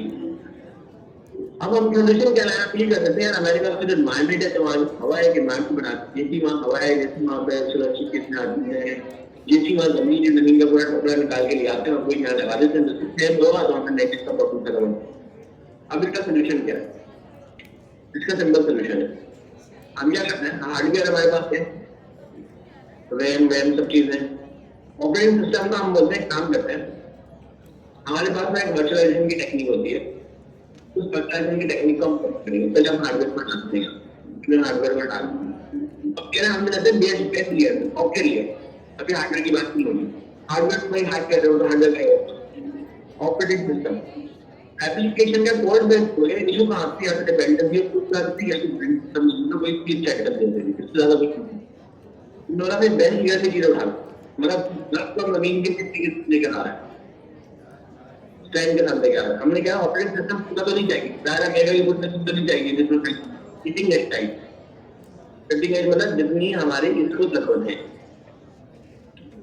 हमने कटिंग एज ऑपरेटिंग सिस्टम ले लिया, हमने डिपेंडेंसी टूल ले लिए, हमने कोड बेस किया, इसको हमने क्या करा, इन सारी तीनों चीजों को हमने एक सिंगल इन्वायरमेंट में, सिंगल फॉर्म में बंद कर दिया। बंद का मतलब क्या होता है कि मैं अपने मोबाइल पे अभी आप लोगों की टिक क्लिक करता हूँ, तो मेरी इस मोबाइल पे मैंने टिक क्लिक करी, तो आप सारे लोग आ रहे हैं, पूरी लीड सारी है, मार्किंग या बल्ब लगा, कोई लोग पीछे बैठे हैं, कुछ आगे बैठे हैं, ये पूरा जो डायमेंट था, ये पूरा आप लोग बैठे हुए आपकी लेयर्स, ये मैंने क्या कर दिया, एक सिंगल इमेज पे क्या कर दी, बर्न कर दी। आपको रिपीट करेंगे, मैंने क्या कर दी, इमेज में बर्न कर दी, इमेज जरूरी नहीं फोटो ही हो, इमेज को भी हो सकता है। तो इसी तरीके से ये फाइल और फोल्डर को तीनों चीजों को मिला, अगर फोल्डर में क्या सारी फाइल्स और फोल्डर्स हो, डिपेंडेंट ने टूल चाहिए, भी कोई ना कोई डेटा होगा, ऑपरेटिंग सिस्टम क्या है, इधर भी कोड होगा, ये सबको मैंने बर्न करके क्या कर दिया, सिंगल इमेज बना दी। मैंने क्या करा, यहाँ पर एक इमेज बना दी, इमेज को मैंने नाम दिया, इमेज का नाम क्या दिया मैंने भाई, ये है हमारा चेकआउट की सर्विस, चेकआउट के नाम वर्जन लगना था, वर्जन देते हैं वर्जन 1.0, जब मैं अपडेट किया था वर्जन 2.2 अपडेट करने, क्योंकि मैंने इमेज को मतलब ये पूरी तीनों चीजों को मिला के मैंने सिंगल इमेज बना। अब फायदा क्या हुआ, इस इमेज में ऑपरेटिंग सिस्टम भी है, इस इमेज में डिपेंडेंसी टूल भी है, इस इमेज में कोड है, ये हमारा कितना यहाँ पर हो गया है। एक चीज दूसरे नंबर पर हम आते हैं, हम चलाएंगे कैसे? हमारे पास कोई ना कोई इन्वायरमेंट हो, जैसे कि हमारे हम को यहाँ कॉपी कर लेते हैं, हम चलेंगे। हम क्या करेंगे, हमारा पहले हार्डवेयर है, हार्डवेयर में क्या चाहिए, क्योंकि ऑपरेटिंग सिस्टम में हार्डवेयर के साथ ओएस चाहिए, जो हार्डवेयर के बराबर में था। हार्डवेयर में हमें सीपीयू चाहिए, डीपीयू चाहिए, रैम चाहिए और हमें एसएसडी चाहिए। तो जो चीजें हार्डवेयर के पार्ट होती है। और हमें क्या क्या चाहिए हार्डवेयर में? हम यहाँ पर आते हैं हार्डवेयर के ऊपर क्या चाहिए, हार्डवेयर के ऊपर ही आ जाएगी इसी इमेज आ जाएगी, यहाँ पर आएगी हमने कलर कर देते हैं।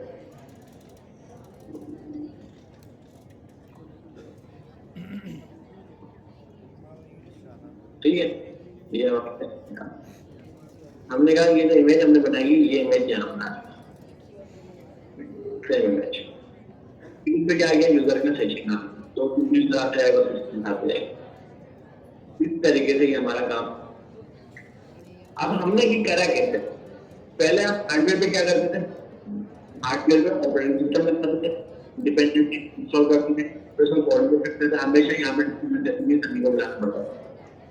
ये अगर हम तीनों टीयर का एक साथ था, एक इमेज बनाया, एक सिंगल इमेज को हम आने वाला यूज करते हैं, हम हार्डवेयर में इमेज रखते हैं और यूजर का सेशन से यूजर कनेक्ट करते हैं। तभी वाला प्रॉब्लम यहाँ पे हो गया सॉल्व, क्योंकि हम तीनों चीजों को बाउंड कर दिया, एक इमेज में बंद कर दिया, सारी ईयर एक साथ आ गई।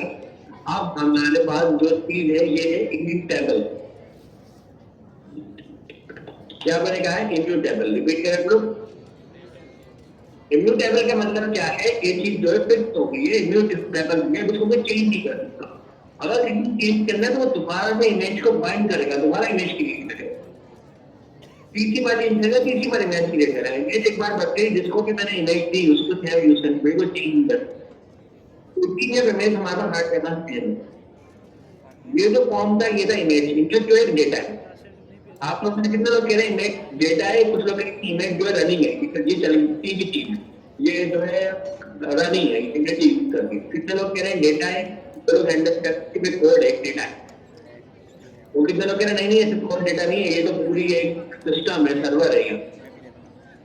नहीं, ये सिर्फ डेटा है। जैसे कोड बेस्ड था, कोड बेस्ड था, जो एडिशनल चीजों की वहां लगा के इमेज स्टैक है। तो हमने क्या आर्किटेक्चर को दो तरफ ब्रेक करा कि इनस्पेक्ट एक था हमारा कंटिन्यूअस पे रन टाइम पे, इनस्पेक्ट मतलब data, code base, run time स्पेक्ट मतलब जो हमारा चलता हुआ सिस्टम है। ये जो लेफ्ट वाला है उसको मैनेज बोलेंगे, राइट वाले को बोलेंगे रन टाइम। ये मैनेज डेटा है, ये रन टाइम है। रन टाइम का जो नाम है इंडस्ट्री में यूज होता है वो है कंटेनर।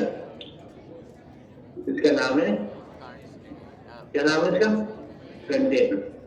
कंटेनर हम क्यों बोल रहे हैं, इसमें हार्डवेयर है, इमेज है और ये तरीका है।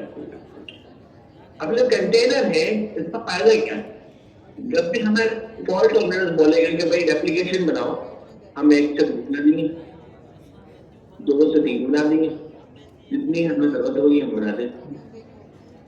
हमारे पास अपनी कैपेसिटी है, 1 2 3 जितनी चाहे बना देंगे।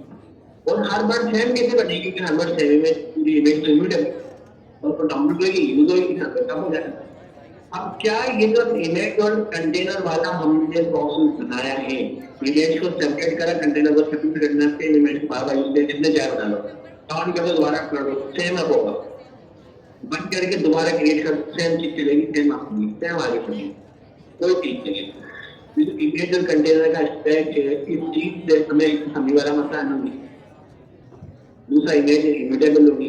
तीसरा इमेज जब बनाया तो इमेज बनाते हुए स्पेसिफिकेशन फॉलो करें, चीजें डॉक्यूमेंट होगी में क्या क्या चीज चाहिए है क्या नहीं, उसी वक्त टेस्ट हो गई, टेस्ट भी हो गया, सारी चीजें होंगी। और इमेज की मदद से फायदा क्या हुआ हमें, क्या चीज अचीव हुई हमारी, auto scanning. Auto scanning achieve होने का हमें बेनिफिट क्या हुआ, हमने क्या चीज अचीव कर ली, हमने यहाँ पर फॉल्ट टॉलरेंस अचीव कर लिया। हमने यहाँ पर फॉल्ट टॉलरेंस जो है उसको कहता जी को फॉल्ट टॉलरेंस, क्योंकि पहली बात फेलियर को हमने यूजर से हाइड करा, स्केलेबिलिटी हमने ऑटो रखी, ज्यादा लोड आया सारे लोगों को ज्यादा सफल बना दिया, लोड बैलेंसर लगा दिए तो खुद ही रिक्वेस्ट को फॉरवर्ड कर रहा है, इधर भेजो उधर भेजो उधर भेजो उधर भेजो उधर, कहीं नहीं दिखता। तो यूजर कुछ की टेंशन नहीं है, ये चीज वही फॉल्ट वगैरह की। तो कितने ऐसे लोग हैं आप में से जिनको ये फॉल्ट और हमारी बात समझ में आ गई है? हैंडल करके बताया मैंने। कितने ऐसे लोग हैं जिनको ये इमेज और कंटेनर को क्यों अलग अलग करा है, इसका क्या फायदा हो, जहाँ भी अलग करने में फायदा है। इमेज अलग बनाओ, उसको कंटेनर में चलाओ। पहले हमसे पोर्ट बेस आगे बढ़ा रहे थे, अब हमने क्या करा, पोर्ट बेस के साथ दो चीजें और रख के एक इमेज बनाई, इमेज को लिख देना। ये जो दोनों काम होंगे ये टूल की मदद से होंगे। उस टूल का नाम है, क्या नाम है टूल का? डॉकर। डॉकर की मदद से हम इमेज बनाते हैं कि आप आपको सीधे को एक्सपोर्ट करें। डॉकर की मदद से हम कंटेनर इमेज मतलब हमारे पोर्ट बेस और कंटेनर टूल को स्पेसिफिकेशन को फॉलो करते हैं। कंटेनर मतलब उस इमेज को रन कर देंगे, चला देंगे। मतलब हार्डवेयर के बाद इमेज चलाई और यूजर आते जा रहे हैं, यूजर का सेशन बनता जा रहा है। यूजर का सेशन पे कितनी बड़ी चीज है, कोई भी चीज चल रही है, यूजर का सेशन तो आ रहा है ना। जब कॉल हो रहा है, स्टैक मेमोरी बनती है, यूजर आके कॉल कर रहा है, वो हो रहा है और वो काम। अभी तो इमेज है, एक्चुअल इमेज फॉल्ट होना अच्छी होगी है। यहाँ पर अपना डिपेंडेंसी होगी ना, फॉल्ट का जो रश होगा, हमारे पे क्या होगा? इन तीनों की जगह क्या चीज होगी? इन तीनों की जगह हमारे पास सिर्फ इमेज होगी। ये इमेज, ये इमेज, ये रहेगी इमेज। वहाँ पर सिर्फ और सिर्फ हर जगह का इमेज भी नहीं है। तो ओवर स्कैनिंग हो गई, लॉग बैलेंसिंग हो गई, फोल्डर्स हो गई, अब इस यूज केस में एक और टॉपिक ओपन होगा। वो टॉपिक है, अब उस टॉपिक को बहुत समझना, वो टॉपिक है रेजिलियंस। इसमें हम क्या देखा है, फोल्डर्स में फेलियर जो मार्क करो, स्केलिंग करो, लॉड बैलेंसिंग करो, और क्या करो, यूजर से फेलियर को हाइड करना। इफ एनीथिंग फेल्ड, भाई इसमें से कुछ अभी इस पे आते हैं। फोल्डर्स हमारा ठीक हो गया, मात्र रेजिलियंस है। रेजिलियंस का जो डायलॉग है ना, वो फोल्डर्स से बिल्कुल रिवर्स। रेजिलियंस बोलता है भाई कोई भी फेलियर आ रहा है उसको हाइड नहीं करो, फेलियर को शो करो। फेलियर को क्या करो? शो करो, बताओ, कम्युनिकेट करो, या तो उसको वर्किंग करो, या तो उसको सॉल्व करो, रिजॉल्व करो। फेलियर को छुपाओ नहीं, फेलियर को हाइड नहीं करो, उसको रिजॉल्व करो, इशू का सोल्यूशन लेकर आओ, प्रॉब्लम बताओ, मुझे बताओ, मैं करता हूँ, क्या करना। ये रेजिलियंस, तो इसको बोलते हैं बाउंस बैक। मतलब मैं कहीं पर डाउन हुआ, मैं गिरा, फॉल डाउन हुआ मैं, और मैं फौरन से उठ के खड़ा हो गया। तो जितना कम टाइम आपका बाउंस बैक का है, जितनी अच्छी आपकी रेजिलियंस है। और जितना कम टाइम आपका फेलियर छुपाने का है, उतना अच्छा आपका फॉल्ट हो रहा है। मतलब यूजर को पता नहीं लगे यूजर का काम भी हो गया, उतनी अच्छी आपकी फॉल्ट हो रहा है। अब इसमें एक और चीज, इसमें बहुत सारी चीजें आती है, इसमें बैक प्रेशर आ जाता है, और भी बहुत सारे टॉपिक ओपन होते हैं। बैक प्रेशर क्या होता है कि भाई अगर यहाँ पर देखें, बैक प्रेशर के टॉपिक पर भी जा रहे हैं। बैक प्रेशर का सिंपल मतलब होता है कि मुझे कोई काम दे रहा है, मेरी एक कैपेसिटी है काम करने की, मैं एक का 4 काम कर सकता हूँ, और मुझे 5वां काम भी देंगे, 6वां भी देंगे, 7वां भी देंगे, 8वां भी देंगे, कितने करूंगा? तो ये तो मुझ पर प्रेशर डालने वाली बात है ना। इसका नुकसान क्या है? इसका नुकसान यूजर को है। अगर कोई आप शॉप पे गए, तो शॉप पे कोई वर्कर है, वो वर्कर क्या कर रहा है, कोई चीज सही करके दे रहा है, अब वो एक टाइम एक चीज सही कर सकता है, लेकिन शॉप वाले ने क्या करा, उस वर्कर को बोला भाई दूसरा कस्टमर आया, दूसरे की भी सही करो, तीसरा आया, तीसरे की भी सही करो, चौथा है, चौथे की भी सही करो, तो वो नहीं कर सकता। इसका नुकसान यूजर को ही होगा। ये फॉल्ट टॉलरेंस जो फेल्ड होती है। तो भाई बैक प्रेशर आप मैनेज करो, अगले का जितना काम है, मतलब सर्वर, अगर सर्वर ये वाला जो है ये सिर्फ 12 रिक्वेस्ट ले सकता है, तो आप 12 से ज्यादा उसको दो ही नहीं। मतलब ये परेशान होगा ना, उसको 12 के बाद कहीं किसका मूव हो जाओ, किसका मूव हो जाओ, ये यहाँ से मैनेजमेंट करो, कुछ कम करो, उसको ब्लड प्रेशर को कम करो, तो ब्लड प्रेशर होता है। ये सारे हमारे टॉपिक हैं। अब हम आते हैं अपने रेजिलियंस पर। रेजिलियंस पहले शो करने की बात क्यों कर रहे हैं, कौन से समझना। अभी हमने कहा हमारी मार्की है, लॉर्ड बैलेंसर बाहर गेट पर गार्ड खड़ा हुआ है, या कोई बंदा खड़ा हुआ है, वो क्या कर रहा है, एक मार्की खुल जाती है, दूसरी मार्की में भेज देता है, दूसरी खुल जाती है, तीसरी क्लास में भेज देता है। अब वो किस देश में भेज रहा है, वो कह रहा है फुल हो जाए तो दूसरी में भेज दो, ये फुल हो जाए मैं यहाँ भेज दो। एक प्रॉब्लम है। प्रॉब्लम क्या है? प्रॉब्लम ये है, यहाँ पर मार्की में लग जाती आग। और मार्केट में बस 4 लोग बैठे हैं, जगह कितने की 12 लोग, आग लगे, मतलब कुछ खराब ही हो गई, माइक बंद हो गया, इलेक्ट्रिसिटी बंद हो गई, कोई भी मतलब हो गया, सफोकेशन होना शुरू हो गई, स्टूडेंट को सांस नहीं आ रही, एक्सपायर। लेकिन ये लोग डर से तो मार्केट में बेचता रहेगा, तो वो बोले भाई 4 लोग हैं, बाद में भी जाओ, छठा भी जाओ, यहाँ तो प्रॉब्लम है। आप इस लॉट बैलेंसर को या इस फॉल्ट टॉलरेंस की रिक्वायरमेंट्स को कौन बताएगा कि भाई ये तो चल ही नहीं रहा है, यहाँ तो मसला हो गया मार्केट में, ये चीज जो है फेल्ड हो गई है, ये बताएगा रेजिलियंस। रेजिलियंस कौन लिखता है? रेजिलियंस डेवलपर लिखता है। डेवलपर कैसे लिखता है? सपोज करो आपके पास कोई सर्विस चल रही है, वो फेल्ड हो गई, कौन सी सर्विस बनाई थी हमने? चेकआउट की बनाई थी, पेमेंट सर्विस बनाई थी, पेमेंट सर्विस जो है वो फेल्ड हो गई। सही है, हम डायग्राम पे आते हैं, पेमेंट सर्विस का आते हैं, ये वाली चेकआउट सर्विस। चेकआउट सर्विस के साथ क्या हुआ है? फेल्ड हो गई। चेकआउट सर्विस अब नहीं रहेगी, नो मोर, कोई प्रॉब्लम आ गई है। अगर फॉल्ट टॉलरेंस है वो तो बोलेगा भाई चेकआउट फेल हो गई, चेकआउट की एक और बना दो, 2 बना दो, रेप्लिकेशन कर दो, दूसरी चलाएंगे, ये फेल हो गई, तीसरी बना दो, एक लिमिट है वहां तक बना के रुक जाएगा। ये तो कौन जा रही है भाई, चेकआउट तो फेल हो चुका है, क्या करें? डेवलपर अब एक प्रॉब्लम है, इसमें 2 चीजें, मुझे ये बताएं चेकआउट के फेल होने से एड टू कार्ड शिपमेंटों पे फर्क पड़ेगा या नहीं पड़ेगा? ये बताएं सवाल के जवाब में। चेकआउट सर्विस अगर फेल हो गई तो क्या एड टू कार्ड और शिपमेंट भी फेल होगी या नहीं? सिर्फ चेकआउट फेल होगी, एड टू कार्ड और शिपमेंट फेल नहीं होगी। आप में कितने ऐसे लोग हैं जो ये कह रहे हैं कि एड टू कार्ड और शिपमेंट अपनी जगह सही चल रही है, सिर्फ चेकआउट का पार्ट फेल हुआ? कितने लोग अंडरस्टैंड कर रहे हैं? वो कितने लोग कह रहे हैं नहीं चेकआउट फेल हो गई, फेल हो गया, शिपमेंट एड टू कार्ड सब फेल हो गया। चेकआउट फेल होगा तो शिपमेंट कैसे? क्यों? क्योंकि हमारी तीनों सर्विसेज अलग अलग है, हमने माइक्रो सर्विस बनाई, माइक्रो सर्विस बनाने में हमें एक और चीज अच्छी होगी, वो क्या चीज होगी? रेजिलियंस हमें अच्छी होगी। हमारी तीनों चीजें अलग अलग। हमारे पास चेन रिएक्शन, चेन रिएक्शन क्या होता है? एक चीज गिरी, एक की गिरने सब गिर गए, उसको बोलते हैं चेन। मतलब एक चीज खराब हुई, एक चीज खराब होने की वजह से सब खत्म हो गया, इसको चेन नाम बोलते हैं। चेन रिएक्शन मतलब चेन बन गई ना। चेन रिएक्शन में रोकना होता है हमेशा।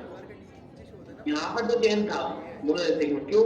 कोड यहाँ पर डिपेंडेंट है भाई, चेकआउट फेल हुआ, एड टू कार्ड नहीं चल रहा, शिपमेंट नहीं चल रहा, बॉडी क्रैश हो गया ना भाई, ऐसा ही हुआ ना। लेकिन माइक्रो सर्विस में तीनों अलग अलग चल रहे हैं, इसके क्रैश होने से ये क्रैश नहीं होना चाहिए। ये हमें बनाते हुए ख्याल रखना है कि भाई अगर ये बंद हुआ तो ये दोनों चलते रहे, चेन नहीं करनी चाहिए, बंद हुआ सब बंद है। हमारा बेड आर्किटेक्चर को अगर हमने चेन बना दी, मतलब हमने डिपेंडेंसी ज्यादा बना दी, तो ये नहीं चला तो कुछ नहीं चला, ऐसा नहीं करना। हमने माइक्रो हालांकि इतनी कही कि हम रेजिलियंस को अचीव करें, बाउंस बैक हमारे पास खराब हो कोई तो फौरन सही हो जाए। अब डेवलपर क्या है? अब डेवलपर भाई चेकआउट तो सर्विस खराब हो गई, डेवलपर कोडिंग कर रहा है, मैंने बताया रेजिलियंस डेवलपर के कंट्रोल में, फॉल्ट टॉलरेंस है आर्किटेक्चर वाले बंदे के कंट्रोल में, लेकिन रेजिलियंस डेवलपर के कंट्रोल में। अब देखें डेवलपर यहाँ पर क्या कर रहा है, ये बड़ा इंपॉर्टेंट। डेवलपर ने कोड लिखा, डेवलपर ने यहाँ पे पेमेंट सर्विस फेल हो जाए तो मैं क्या करूँ? 2 ऑप्शन है डेवलपर के पास। आप लोग बताएं डेवलपर कौन सा ऑप्शन फॉलो करना चाहिए डेवलपर? पहला, पेमेंट की रिक्वेस्ट आई डेवलपर के कोड पे, तो डेवलपर कोड कर रहा है पेमेंट सक्सेस हो गई तो जाहिर है सक्सेस। दूसरा, पेमेंट की रिक्वेस्ट आई, पेमेंट फेल्ड हो गई, और डेवलपर क्या फेलियर का मैसेज दे आगे बताया भाई पेमेंट फेल्ड हो गई, मतलब पेमेंट की सर्विस भी फेल्ड हो गई। पेमेंट फेल्ड, पेमेंट फेल्ड अलग चीज है, पेमेंट की सर्विस भी क्रैश हो गई, payment service crash. Payment failed एक नॉर्मल बात है ना, पेमेंट फेल्ड हो जाना, सर्विस ही क्रैश होगी, फिर कोड बेस पे मसला आ गया, कोड क्रैश हो गया। अब मैं तो डेवलपर क्या करें? पेमेंट की सर्विस क्रैश हो, पहले आप मुझे नॉर्मली बताएं कि अगर आपने किसी सर्वर को कॉल करा, उसका सक्सेस आया तो आपको जवाब मिल गया, अगर उसका फेलियर आया तो वो जवाब देता या नहीं देता? फेलियर मतलब क्रैश वाला फेलियर कह रहा हूँ।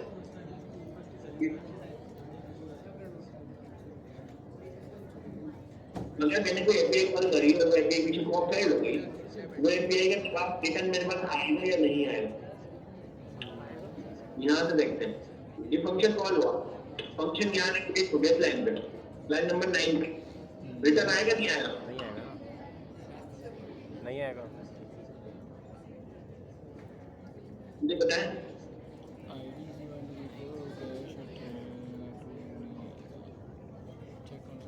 मुझे बताइए रिटर्न मिलेगा या नहीं मिलेगा? कितने लोग इसका जवाब है इन लोगों के पास? नॉर्मली नहीं मिलेगा। उसको हम बोलते हैं टाइम आउट। टाइम आउट का मतलब होता है मैंने किसी को कॉल लगाई, वो कोई जवाब ही नहीं दे रहा, जवाब नहीं, टाइम आउट पता ही नहीं है कुछ। भाई कुछ तो बताओ क्या है, वो बता ही नहीं रहे। तो हमें क्या करना है? हमें टाइम आउट होने से बचाना चाहिए। भाई मेरे बात नहीं कर रही, हम मुझे ये बताएं, सर्विस पेज मुझको होता है टाइम आउट। मतलब मैंने सर्विस को रिक्वेस्ट करा, सक्सेस हुआ तो आ गया। सक्सेस और फेलियर अलग चीज है मेरी। सक्सेस और फेलियर तो मेरा ऑपरेशन है, मैं पेमेंट सक्सेस पेमेंट फेलियर, मैं तो जब सर्विस क्रेश हो गई मेरी, मसला आ गया, आग लग गई, ग्लिच वाले को भी प्रॉब्लम आ गई, तो टाइम आउट हो जाता है। नॉर्मली टाइम आउट में क्या होता है, मैं ये जो चेकआउट है इसको हम कॉल लगा रहे हैं, लेकिन ये चेकआउट जो जवाब ही नहीं दे रहा। तो आप मुझे बताएं क्या चीज बेस्ट है, टाइम आउट होना बेस्ट है या जवाब देना बेस्ट है? भाई ये क्रैश हो गई है या क्रैश हो गई है, इन दोनों में से क्या ऑप्शन आप सिलेक्ट करेंगे, ए या बी? ए सिलेक्ट करेंगे और एंटर करके मुझे बताएं। कितने लोग कह रहे हैं हम बी यूज करेंगे? बिल्कुल, ये तो बी हम यूज करेंगे, इसको हम बोलेंगे फॉल बैक। क्या बोलेंगे इसको? Fall back. फॉल बैक का मतलब है फेलियर होने पे कोई जवाब तो दो, मुझे ये तो नहीं बोलो कि आप खामोश ना हो। सर्विस जो है आपकी साइलेंट पे न चला जाए, कुछ बोली ना, उसको फॉल बैक बनाना। फॉल बैक ट्राई कैसे अचीव होता है, या कोई क्या कोडिंग कर रहा हो, आपके ऊपर क्या बना रहे हो, किस तरीके से बना। फॉल बैक क्या है? फॉल बैक का मतलब क्या हुआ, पेमेंट सर्विस इज अनअवेलेबल, ये है fall back. Payment service is not available. इसका फायदा क्या होगा कि अगर इस चेकआउट में कोई कॉल कर रहा होगा तो वो जो है किसी ट्रेश में जाएगा, उसमें सिंपल बच जाएगा, पेमेंट सर्विस तो चल ही नहीं रही है, अवेलेबल ही नहीं है, बंद हो गई है। तो क्या वो जगह चलता रहे, शिपमेंट चलती रहेगी, सिर्फ और सिर्फ क्या होगा, पेमेंट सर्विस डाउन होगी। तो ये हमारा फॉल बैक। अब फॉल बैक कैसे लगाते हैं? फॉल बैक लगाने का तरीका क्या होता है, हम एक लॉजिक लिखते हैं प्रोग्राम में, तो हम बोलते हैं सर्किट ब्रेकर।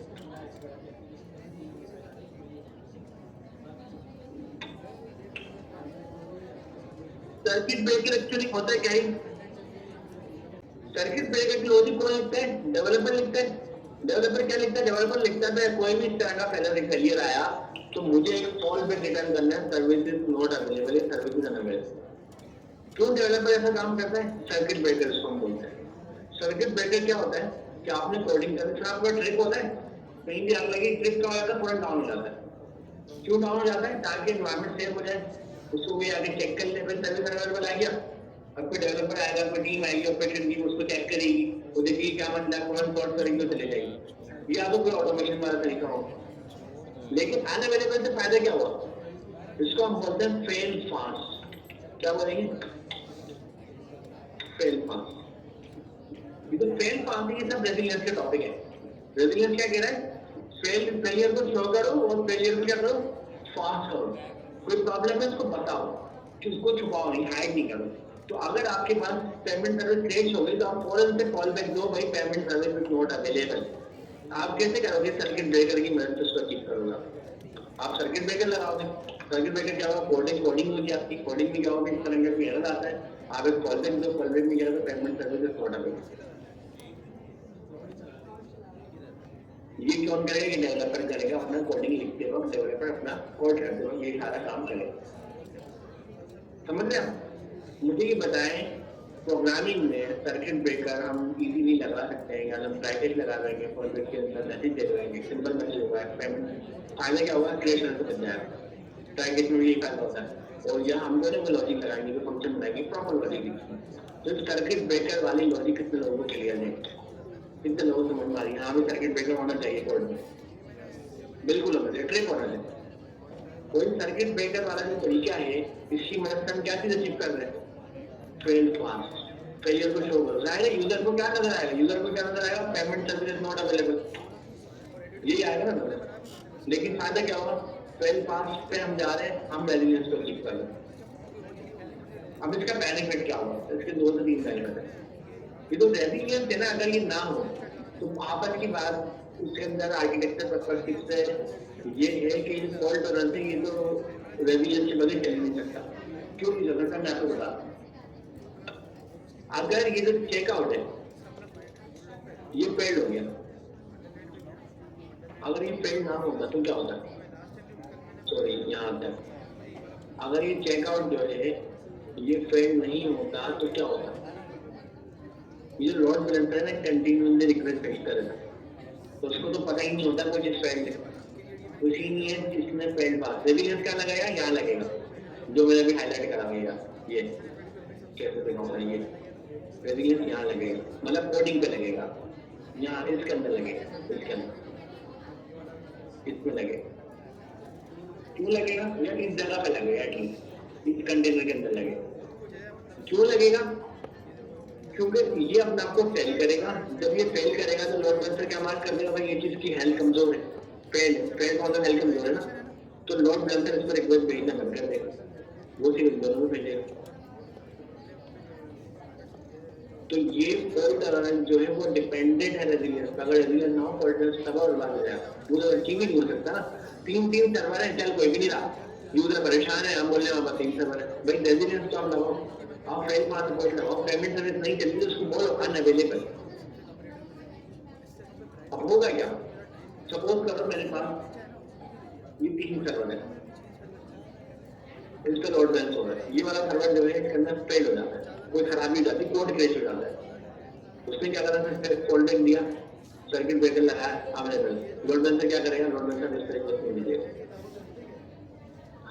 अब रेजिलियंस में एक और चीज आती है, वो थी ऑटो रिस्टार्ट।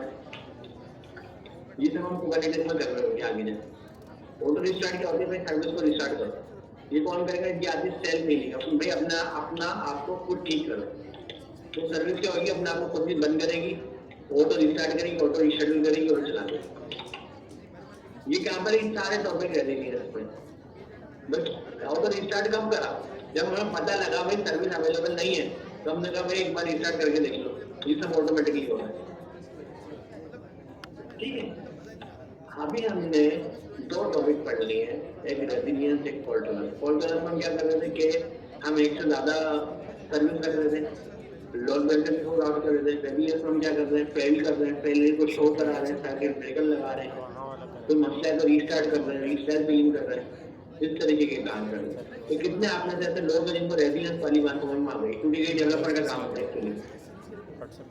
कितने लोगों को रेजिलियंस वाली बात समझ में आ गया, आगे सर्किट ब्रेकर पे पास लगा दो, ठीक है। तो हमने आर्किटेक्चर के 2 important topic, failure, fail tolerance, fault tolerance और रेजिलियंस को डिस्कस कर लिया।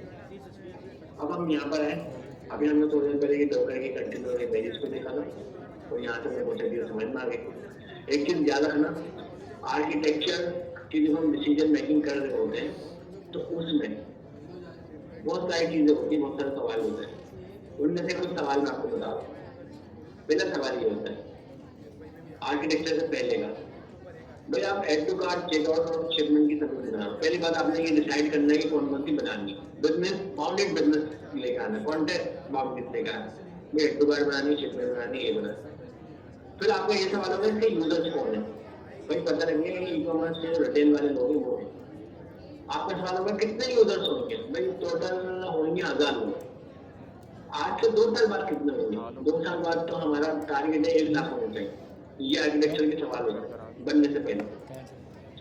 इसके साथ एक और सवाल होता है जो बड़ा इंपॉर्टेंट सवाल, वो ये है कि कौन सी सर्विस आपकी बिजनेस की सबसे कोर सर्विस है, सबसे कोर, बस जो बंद तो बिजनेस बंद, आपके लिए इस वक्त क्या कोर सर्विस है, उसके बंद होने की वजह से आपका बिजनेस बंद हो जाएगा। आप बोलोगे भाई चेकआउट मेरी सबसे इम्पोर्टेंट सर्विस है, अगर मेरा चेकआउट नहीं हुआ तो मेरा तो बिजनेस तो चलेगा ही नहीं।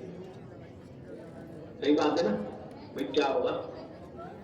और साथ साथ शिपमेंट, शिपमेंट जो है शेयर पर डिपेंडेंट है, अगर चेकआउट सक्सेसफुल है तो शिपमेंट नहीं करना। ये तो 2 है, ये मेरी कोर बिजनेस सर्विस। अब मैं दूसरा सवाल पूछूंगा, ठीक है भाई तो आपकी बड़ा कोर है। सवाल मेरा सिंपल होगा, ये तो चेकआउट है, इसका आप एटलीस्ट कितना डाउन टाइम बियर कर सकते हो। मतलब ये चेकआउट काम नहीं कर रही, या ये चेकआउट अपडेटेड डेटा नहीं देगी, या ये एक्यूरेट सही बात 9:50 हो रहा है तो 9:50 की एक्यूरेट बात नहीं बता रही। कितना बियर कर सकते हो? तो बिजनेस बोले हम एक काम कर सकते हैं, हम चेकआउट के अंदर डिले कर सकते हैं, वी कैन डिले रिस्पॉन्स। इसका क्या होगा? टेम्पररी पेमेंट डाउन होंगी,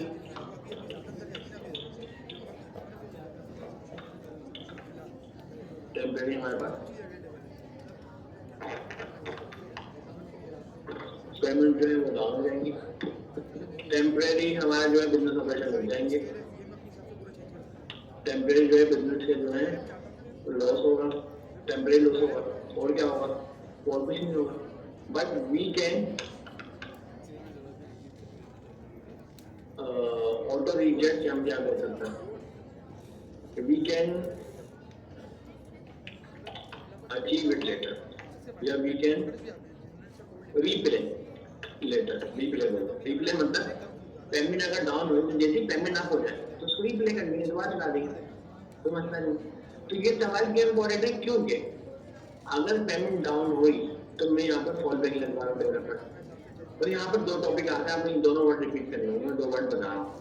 एक में कह रहा हूँ स्ट्रॉन्गली कंसिस्टेंट, क्या वर्ड बताया मैंने?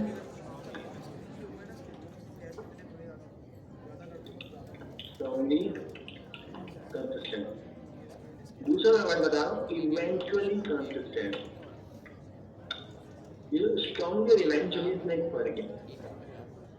स्ट्रॉन्गली कंसिस्टेंट जो है आपके पास, इसका मतलब होता है कि अगर 9:12 पे पेमेंट आई है तो मुझे 9:12 पे ही पता होना चाहिए कि पेमेंट आई, 1 सेकंड भी लेट नहीं हो सकता, मतलब डाउन टाइम 0। इवेंचुअली कंसिस्टेंट में क्या होता है कि मेरे पास डाउन टाइम होता है लिटिल बिट, कि भाई मुझे बता देना, कोई मसला नहीं, मुझे बता देना कि ये पेमेंट आ गई 3 बजे, मुझे 3:30 बजे बता देना, कोई बात नहीं। आधे घंटे तक मुझे कुछ नहीं पता, मुझे 3 बजे से बता दो। तो मुझे ये बिजनेस से पूछना है क्या चीज स्ट्रॉन्गली कंसिस्टेंट है, क्या है इवेंचुअली का, क्यों? क्योंकि इसके ऊपर ही मैं सारा आर्किटेक्चर सोचूं। अब मैं आपको आर्किटेक्चर की दूसरा फ्लो बता रहा हूँ, मैंने इवेंचुअली स्ट्रॉन्गली कंसिस्टेंट बताया, इसका फ्लो बता। ऑर्केस्ट्रेटर हमारी मसला है, सिंगल पॉइंट ऑफ फेलियर है, ऑर्केस्ट्रेटर सही चीज नहीं है हमारे लिए। हम क्या करते हैं? हम काम करते हैं, हमसे यहाँ पे कॉपी करते हैं, नीचे आते हैं। अभी मैं जो बनाने जा रहा हूँ, मैं तो ऑर्केस्ट्रेटर को हटा रहा हूँ,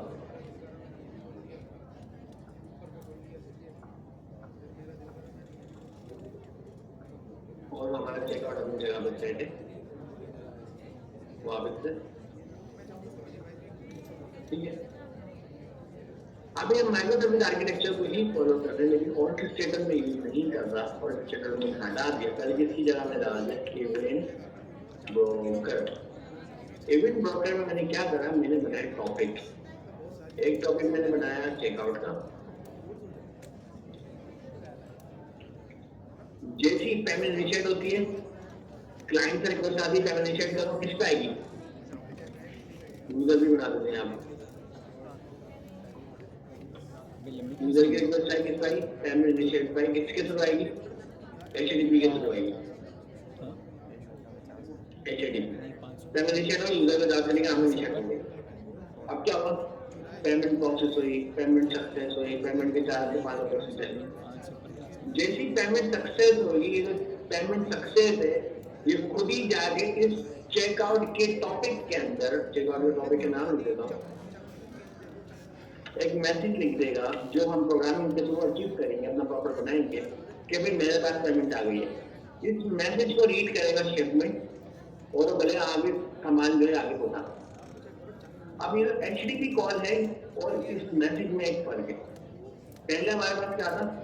पहले हमारे पास ये होता था ऑर्केस्ट्रेटर, ये बाद में कॉल मिलाता है इसको एचटीटीपी। एचटीटीपी का मतलब होता है डायरेक्ट कॉल मिलाना, जवाब का वेट करना, जवाब नहीं आ रहा जवाब का है। इवेंट ब्रोकर का मतलब एक मैसेज कर दो, वो खुद पढ़ लेगा, जैसी वो देखेगा वो अपना काम कर लेगा, कॉल करने की जरूरत नहीं है। तो ये जो इवेंट ब्रोकर वाली कम्युनिकेशन है, इसमें अवेलेबिलिटी मैटर नहीं करती। पेमेंट सक्सेस है, इसने मैसेज को अपडेट कर दिया, शिपमेंट ने देखा हाँ भाई पेमेंट सक्सेस हो गई, माल आगे पहुंचा दो, सामान आगे ड्रॉप कर दो, शिपमेंट ड्रॉप कर दे। तो ये जो आर्किटेक्चर है ये एसिंक्रोनस है, ये सिंक्रोनस नहीं है, क्योंकि इसमें चेकआउट शिपमेंट से डायरेक्ट डिपेंडेंट नहीं है, डायरेक्ट कॉल नहीं कर रहा, कोई दरमियान में ऑर्डर चेकर नहीं है कॉल कर रहा। इवेंट ब्रोकर बनाया हुआ उसमें टॉपिक के टॉपिक में क्या करता है, ये मैसेज सेंड करता है, ये मैसेज को पढ़ लेता है, ये मैसेज क्या प्रोड्यूसर है, ये मैसेज का कंज्यूमर है, ये रीड करता है, ये जो राइट करता है, ये सारे मामले। इवेंट ब्रोकर वाली कम्युनिकेशन हम लेकर आए हैं, इसको हम बोलते हैं कोरियोग्राफी। क्या वर्ड मैंने बताया, कोरियोग्राफी वर्सेस ऑर्केस्ट्रेशन, ये है,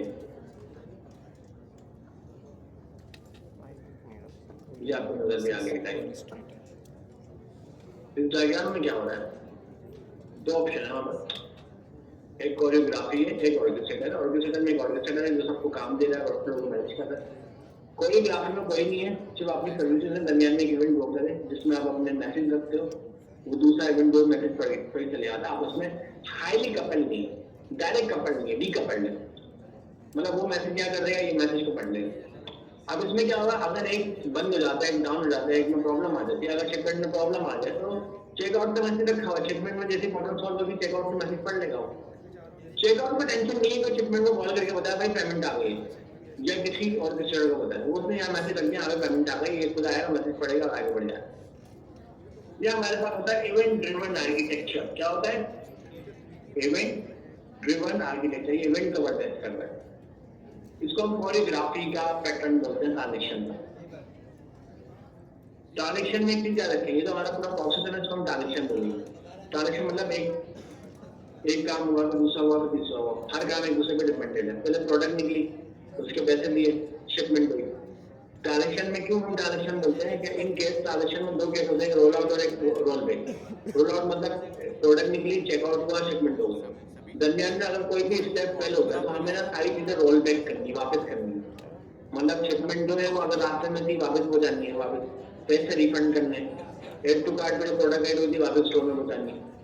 तो ट्रांजेक्शन हमेशा हम यूज करते हैं कि transaction roll out, roll back. तो ये जो प्रोसेस है ये वाला, इसमें ट्रांजेक्शन रोल आउट और रोल बैक कौन कर रहा था, ऑर्केस्ट्रेटर कर रहा था। ऑर्केस्ट्रेटर ने एड टू कार्ड करा, चेकआउट करा, कोई चीज फेल हुई, वापस से पेमेंट वापस दी, वापस प्रोडक्ट अपनी जगह पहुंचा दी। यहाँ पर रोल आउट कौन, रोल बैक कौन कर रहा है, यहाँ पर टॉपिक की मदद से हो रही है। अगर शिपमेंट को मसला हुआ इसको बता देगा शिपमेंट नहीं पहुंची, बंदे फेल्ड हुए, चेकआउट क्या करेगा, पैसे रिफंड कर देगा, एड टू कार्ड से बैक पेमेंट प्रोडक्ट चले, रोल बैक भी होगा, रोल आउट और रोल बैक दोनों चले। तो ये हमारा इवेंट ब्रोकर का आर्किटेक्चर है, ये रेजिलियंस भी है, ये फॉल्ट टॉलरेंस भी है, इसमें हम सारे प्रोसेस मैनेज कर रहे हैं कि हमारा परफॉर्मेंस रिजल्ट भी चलेगा, इसमें अलग अलग डिफरेंस है। अगर आपके केस में प्रोग्रामिंग में आप मुझे एक बात बताएं, अगर आप एड टू कार्ड और चेकआउट की सर्विस एक साथ मिला के बनाएं एक ही कोड में, तो जरूरी है आप एक ही फाइल में सारा लिखेंगे या नहीं, जरूरी नहीं है, कौन बताएगा सर? आपके पास प्रोग्रामिंग में एक और अप्रोच उसके अलग अलग फाइल में कोड कर सकते हैं, क्या नाम है उसका, नाम क्या है बताएं? मॉड्यूलर वाली अप्रोच। ये मॉड्यूल्स वाली और मॉड्यूलर वाली अप्रोच क्या होती है, इसमें हम कहते हैं मॉड्यूल बना देते हैं चीजों की। इसी तरह, बिल्कुल इसी तरह जब हम यहाँ पर वर्किंग कर रहे हैं तो जरूरी नहीं है कि हम माइक्रोसर्विस आर्किटेक्चर को फॉलो करें, जरूरी नहीं है हम मोनोलिथिक पे जाएं, डिपेंड ऑन टाइम है कि हमारी की सूरत क्या है। हो सकता है हमें मॉड्यूलर अप्रोच पे जाना पड़े, जो हम खुद सोचे खुद बने। हम बोले भाई शिपमेंट को अलग करो, चेकआउट और इसको इस तरह करो, इसको इस तरह करो, डेटाबेस जोइनिंग देखो, और अपनी एक मॉड्यूलर अप्रोच करें। उसका हम नाम रखेंगे मॉड्यूलर मोनोलिथिक। क्या नाम होगा? Modular monolithic. क्या हमने माइक्रोसर्विस के पैटर्न को फॉलो करा, मोनोलिथिक के पैटर्न हमने अपना एक पैटर्न बनाया जिसको मॉड्यूलर मॉडल। क्योंकि आर्किटेक्चर कभी फिक्स नहीं हो सकता, depend on time, depend on decision, depend on circumstances. अब यहाँ पर हम आते हैं, अभी हम क्या बात कर रहे थे, इवेंचुअली कंसिस्टेंट और स्ट्रांगली कंसिस्टेंट, ये तो बढ़ते हैं हमारे पास। ये जो हमारा ये वाला था ऑर्केस्ट्रेटर था, ऑर्केस्ट्रेटर फॉलो कर रहा था स्ट्रांगली कंसिस्टेंट वाली लॉजिक को, डाउन टाइम जीरो वाली। क्यों? ऑर्केस्ट्रेटर ने एक पार्ट करवाया, ऑर्केस्ट्रेटर ने चेकआउट कराया, ऑर्केस्ट्रेटर ने शिपमेंट करवाई, ये एचटीटीपी कॉल कर रहा है। ये वेट नहीं कर रहा, ये कह रहा मुझे राइट टाइम में बताओ क्या बात हुई है, पेमेंट आई है तो बताओ, नहीं आई तो बताओ, अब वेट कर रहे हो तो बताओ। ये ऑर्केस्ट्रेटर जो है ये स्ट्रांगली कंसिस्टेंट। ऑर्केस्ट्रेटर के स्ट्रांगली कंसिस्टेंट में एक प्रॉब्लम होती है, वो होती है अवेलेबिलिटी। अवेलेबिलिटी के लिए चेकआउट का वेट हो रहा है, जब तक चेकआउट का पेमेंट सक्सेस नहीं वेट कर रहे हैं, मैं आप हुआ बहुत देर जाके पता लगा, अवेलेबिलिटी इफेक्ट करती है।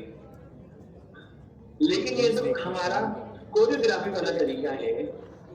कोरियोग्राफी के तरीके में हमारे पास क्या होता है, अवेलेबिलिटी इफेक्ट नहीं करती, हम वेटिंग नहीं कर रहे, चेकआउट हो गया वो खुद ही मैसेज अपडेट कर देगा, शिपमेंट पढ़ लेगा, वेटिंग नहीं कर रहे।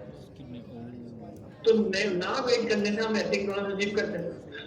और दूसरे नंबर पर हमें क्या फायदा होता है, हम इवेंचुअली कंसिस्टेंट होते हैं, हम high strongly consistent. Eventually consistent का मतलब क्या है, पेमेंट आई 5:10 पे, लेकिन शिपमेंट को कब पता लगा, 5:12 पे, 5:15।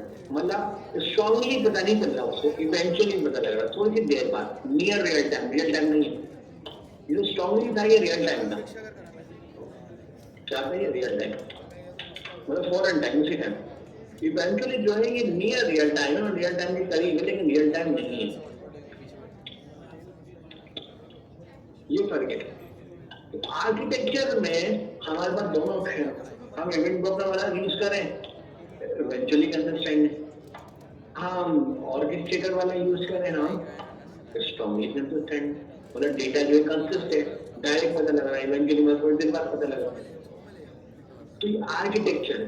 अब एक सवाल का आपने जवाब दे, बहुत सिंपल सवाल, और होपफुली सब जवाब दें। आपके बैंक अकाउंट में 1000 रुपए, ठीक है, आपने किसी को चेक दिया 500 रुपए का, आप फंड ट्रांसफर कर रहे हैं अकाउंट से, मतलब पैसे ट्रांसफर कर रहे हैं अपने बैंक अकाउंट से 500 रुपए, और आप एटीएम से 500 रुपए क्या कर रहे हैं, डेबिट कर रहे हैं।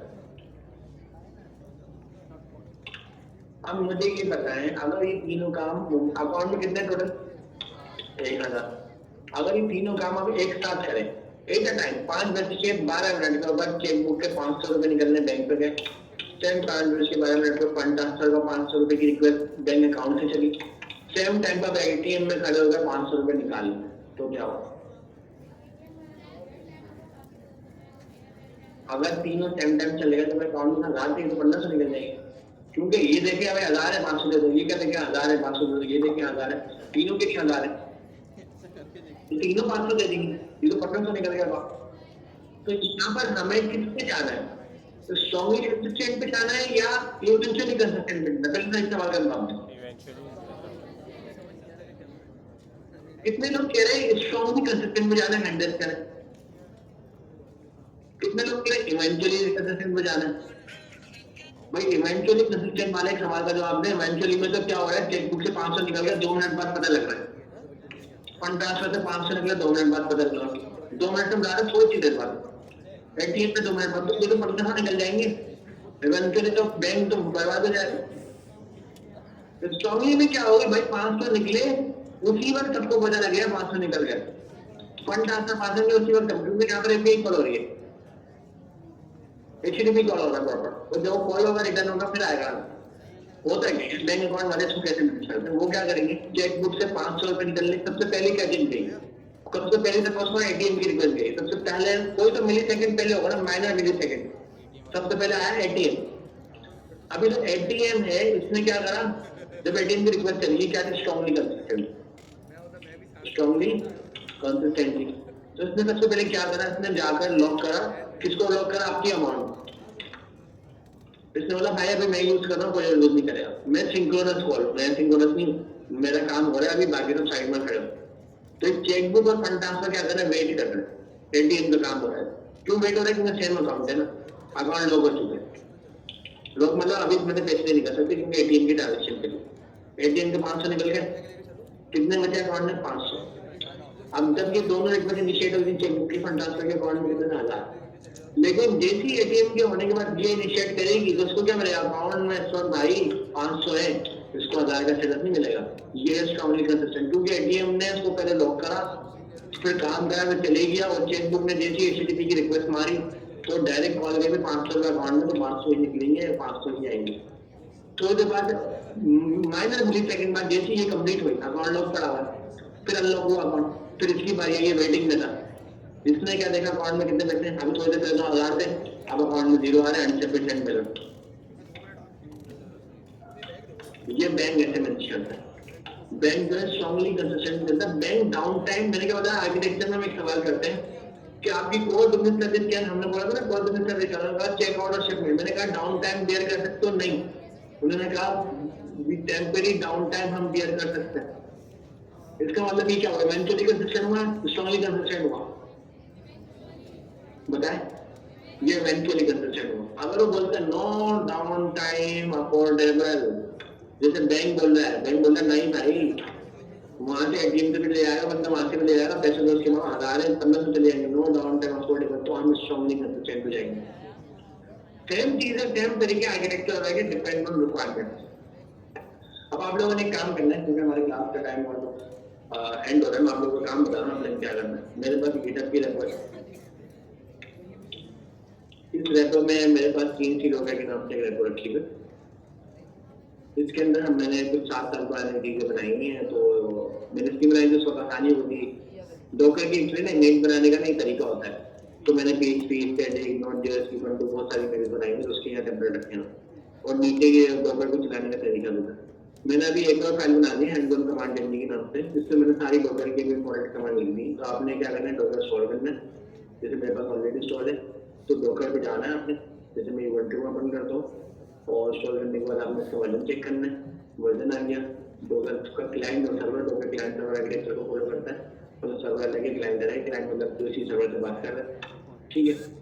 ये कुछ कमांड है डॉकर इमेजेस की, इससे ये पता लगे इमेजेस कितनी है। अगर मैं यहाँ पे चलाऊँ तो मेरे पास याद आएगा टोटल कितनी इमेजेस, मेरे पास ज़्यादा आ रही है, आपके पास 0 आ रही है। इमेजेस कहाँ से आती है, इमेजेस आती है डॉकर ऐप से। ये डॉकर ऐप की आपके पास प्लेटफॉर्म है, इस डॉकर ऐप के प्लेटफॉर्म बिल्कुल उसी तरह जैसे npm की npm जेस से आती थी, पाइथन की पाइथन इंडेक्स से आती थी, इसी तरह डॉकर की यहाँ से आती है। एक इमेज हमारी कॉमन है हेलो वर्ल्ड के नाम से, तो जब आप डॉकर रन हेलो वर्ल्ड की कमांड चलाते हैं, एक्चुअली ये इमेज डाउनलोड होकर आती है। तो जो कमांड थी आपकी ये वाली डॉकर रन हेलो वर्ल्ड, तो इस कमांड का मतलब है, डॉकर का मतलब क्या है, हेलो वर्ल्ड की यूटिलिटी है। रन का मतलब क्या है कि ये आपका कंटेनर बना रही है। हेलो वर्ल्ड मतलब ये इमेज डॉकर से डाउनलोड करके चला, अगर पहले से सिस्टम में तो वो यूज कर लिया, अदरवाइज डाउनलोड करेगा। तो यहाँ पर उसी की चीजें लिखी हुई कि इमेजेस को पुल करना, डाउनलोड करने की कमांड, इमेजेस को रिमूव करने की कमांड, इमेजेस सारी इमेज डिलीट करने की कमांड एक साथ। ड्रोन का मतलब होता है ना यूज होने वाली इमेज, समटाइम होता है 10-12 डाउनलोड करनी, तो हम ड्रोन की कमांड चलाते हैं तो जो किसी इस्तेमाल करने को डिलीट कर देता है। इसी तरह कंटेनर की लिस्ट देखने के लिए कंटेनर ये कमांड, कंटेनर में 2 केस होते हैं, या तो कंटेनर स्टॉप है या तो कंटेनर स्टार्ट है, शायद मशीन है या तो स्टॉप है या स्टार्ट। तो स्टार्ट वाला देखने के लिए PHP कमांड, और सारे देखने के लिए स्टॉप स्टार्ट मान के कमांड। तो अगर रन हेलो वर्ल्ड आप चला चुके हैं, बाकी सारी कमांड कंटेनर को स्टॉप करो, कंटेनर स्टार्ट करो, कंटेनर रीस्टार्ट करो, कंटेनर को रिमूव करो, कंटेनर के लॉग देखो, कंटेनर को लॉग वॉच मोड में देखो, कंटेनर के साथ कनेक्ट करो, दोबारा से अंदर जाके देखो उसमें क्या है। तो इसी तरह कंटेनर को रन करो। कंटेनर रन करते हुए एक मेजर चीज होती है कि कंटेनर कभी भी खाली नहीं चल सकता, कंटेनर को कुछ काम चाहिए फिर वो चलता है, अदरवाइज कंटेनर जो है एम्प्टी हो जाता है। तो इसीलिए यहाँ पे जब डॉकर रन की कमांड चलाई है तो उसके अंदर हमारे कोई एप्लीकेशन है पाइथन में, तो उसकी ना पोर्ट भी बतानी पड़ती है। वो एप्लीकेशन की पोर्ट होती है ना, कंटेनर एक आइसोलेटेड मामले में कंटेनर के अंदर की ना हमारे लैपटॉप के सिस्टम के विंडोज उसकी दोनों पोर्ट डिफाइन होती है, तो हम इस तरह मैपिंग करते हैं, जोड़ते हैं। वो कंटेनर के अंदर 8000, कंटेनर के बाहर 8000। अगर ये नहीं करेंगे तो क्या होगा, कंटेनर में चलने वाली एप्लीकेशन हमारे लैपटॉप पे एक्सेस नहीं होंगी। इसके अलावा और भी कमांड है, वॉल्यूम की और दूसरी थी, वही है कि डॉकर फाइल, क्योंकि डॉकर फाइल का है आप लोगों ने सारा कुछ करना है, पढ़ना है। कंटेनर पहले आपने बनी बनाई इमेज डाउनलोड करके चलानी है, उसको चला के देखना है, फिर आपने अपनी इमेज बनानी है। अपनी इमेज बनाने का तरीका क्या है, डॉकर फाइल उसके थ्रू बनती है। अभी सरली ने एक प्रोजेक्ट बनाया वो आपको बता दूंगी, या तो वो आपको बनाने है, सरली ने बनाया होगा। वो क्या करना है, आपने वही जो पाइथन और ओपन एनर्जी के अभी तक आपने पढ़ी है सेम प्रोजेक्ट, आपने डॉकर फाइल के थ्रू उसकी इमेज बनानी है और उसका कंटेनर चला। तो ये सारी कमांड लिखी हुई है, तरीका लिखा हुआ है, बस आपने प्रोजेक्ट आपको चाहिए, अरे कोड आपको चाहिए। आपने वो डायग्राम में देखा था ना, हमें मेक बनाने के लिए क्या चाहिए, इमेज बनाने के लिए हमें कोड बेस तो चाहिए ना। एक बार बंद करेंगे ये ना इमेज डिपेंडेंसी कोड बेस, तो ये डॉकर फाइल है जिसके अंदर हम बताते हैं कि क्या क्या चीजें कहाँ से चाहिए, तो कोड बेस को ही कॉपी पेस्ट करता है। तो कोड बेस अली भाई आप अगर कोई है तो वो बता दें, स्टूडेंट्स को गाइड कर देंगे कोड बेस को कौन सा होगा जो उन्होंने नहीं बनानी है। और बाकी कोई सवाल हो तो वो नेक्स्ट क्लास में चल रहा हम किसी न तरह करेंगे, सब सवाल पूछेंगे, या तो आपका जो ग्रुप है सैटरडे आफ्टरनून तक जो आपने व्हाट्सएप का है आप सवाल पूछ लें, मैं आपको जवाब दे दूंगा, या हमारी टीम में भी जवाब दे देगा, या आपने आप अपना कोई जवाब दे देना। अब नेक्स्ट क्लास में जब आप आए तो डॉकर की पूरी प्रैक्टिस कर आना ताकि हम आगे के फ्यूचर के टॉपिक पढ़ें। आज का जो टॉपिक था सिस्टम डिजाइन का, आर्किटेक्चर का, ये एक एक्सपेंसिव टॉपिक है। मैंने बहुत ज्यादा सिस्टम डिजाइन सीखने की थी, मैंने तो महंगी तरह ट्रेनिंग करनी जो मेरी कंपनी ने करवाई है, मेरा तो कुछ नहीं करे, लेकिन अच्छी खासी कॉर्पोरेट ट्रेनिंग सीखनी है जो आपको आज हमने बताया सारा बहुत इम्पोर्टेंट है। इंडस्ट्री में आने वाले 10-12 साल बाद लोग इस लेवल पर पहुंचते हैं जो हम आपको बता रहे हैं। तो आप हमने जो जो आज चीजें सीखी है, कई जगह आपने लिखी है, आज उसको जरूर किसी से डिस्कस करना, कहीं पर लिखना और इसके बारे में करना, हो सके उसको मेरे ब्लॉग में लिखना ताकि आपको चीजें याद रहे, रिपीट ना पैसा भूल जाओ। कल में कुछ ऐड करना आपने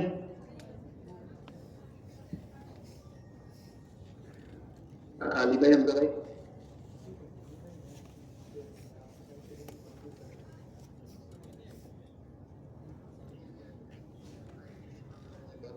हम ऑनलाइन कनेक्ट करा, कामयाबी हुई तो इसमें कोताही हो तो माजरत के मैं आ नहीं सका, लेकिन होपफुली कंटेंट अच्छा डिलीवर हो गया है। बाकी आपने कहने में लिखा होगा। और अली भाई over to you, thank you so much. Allah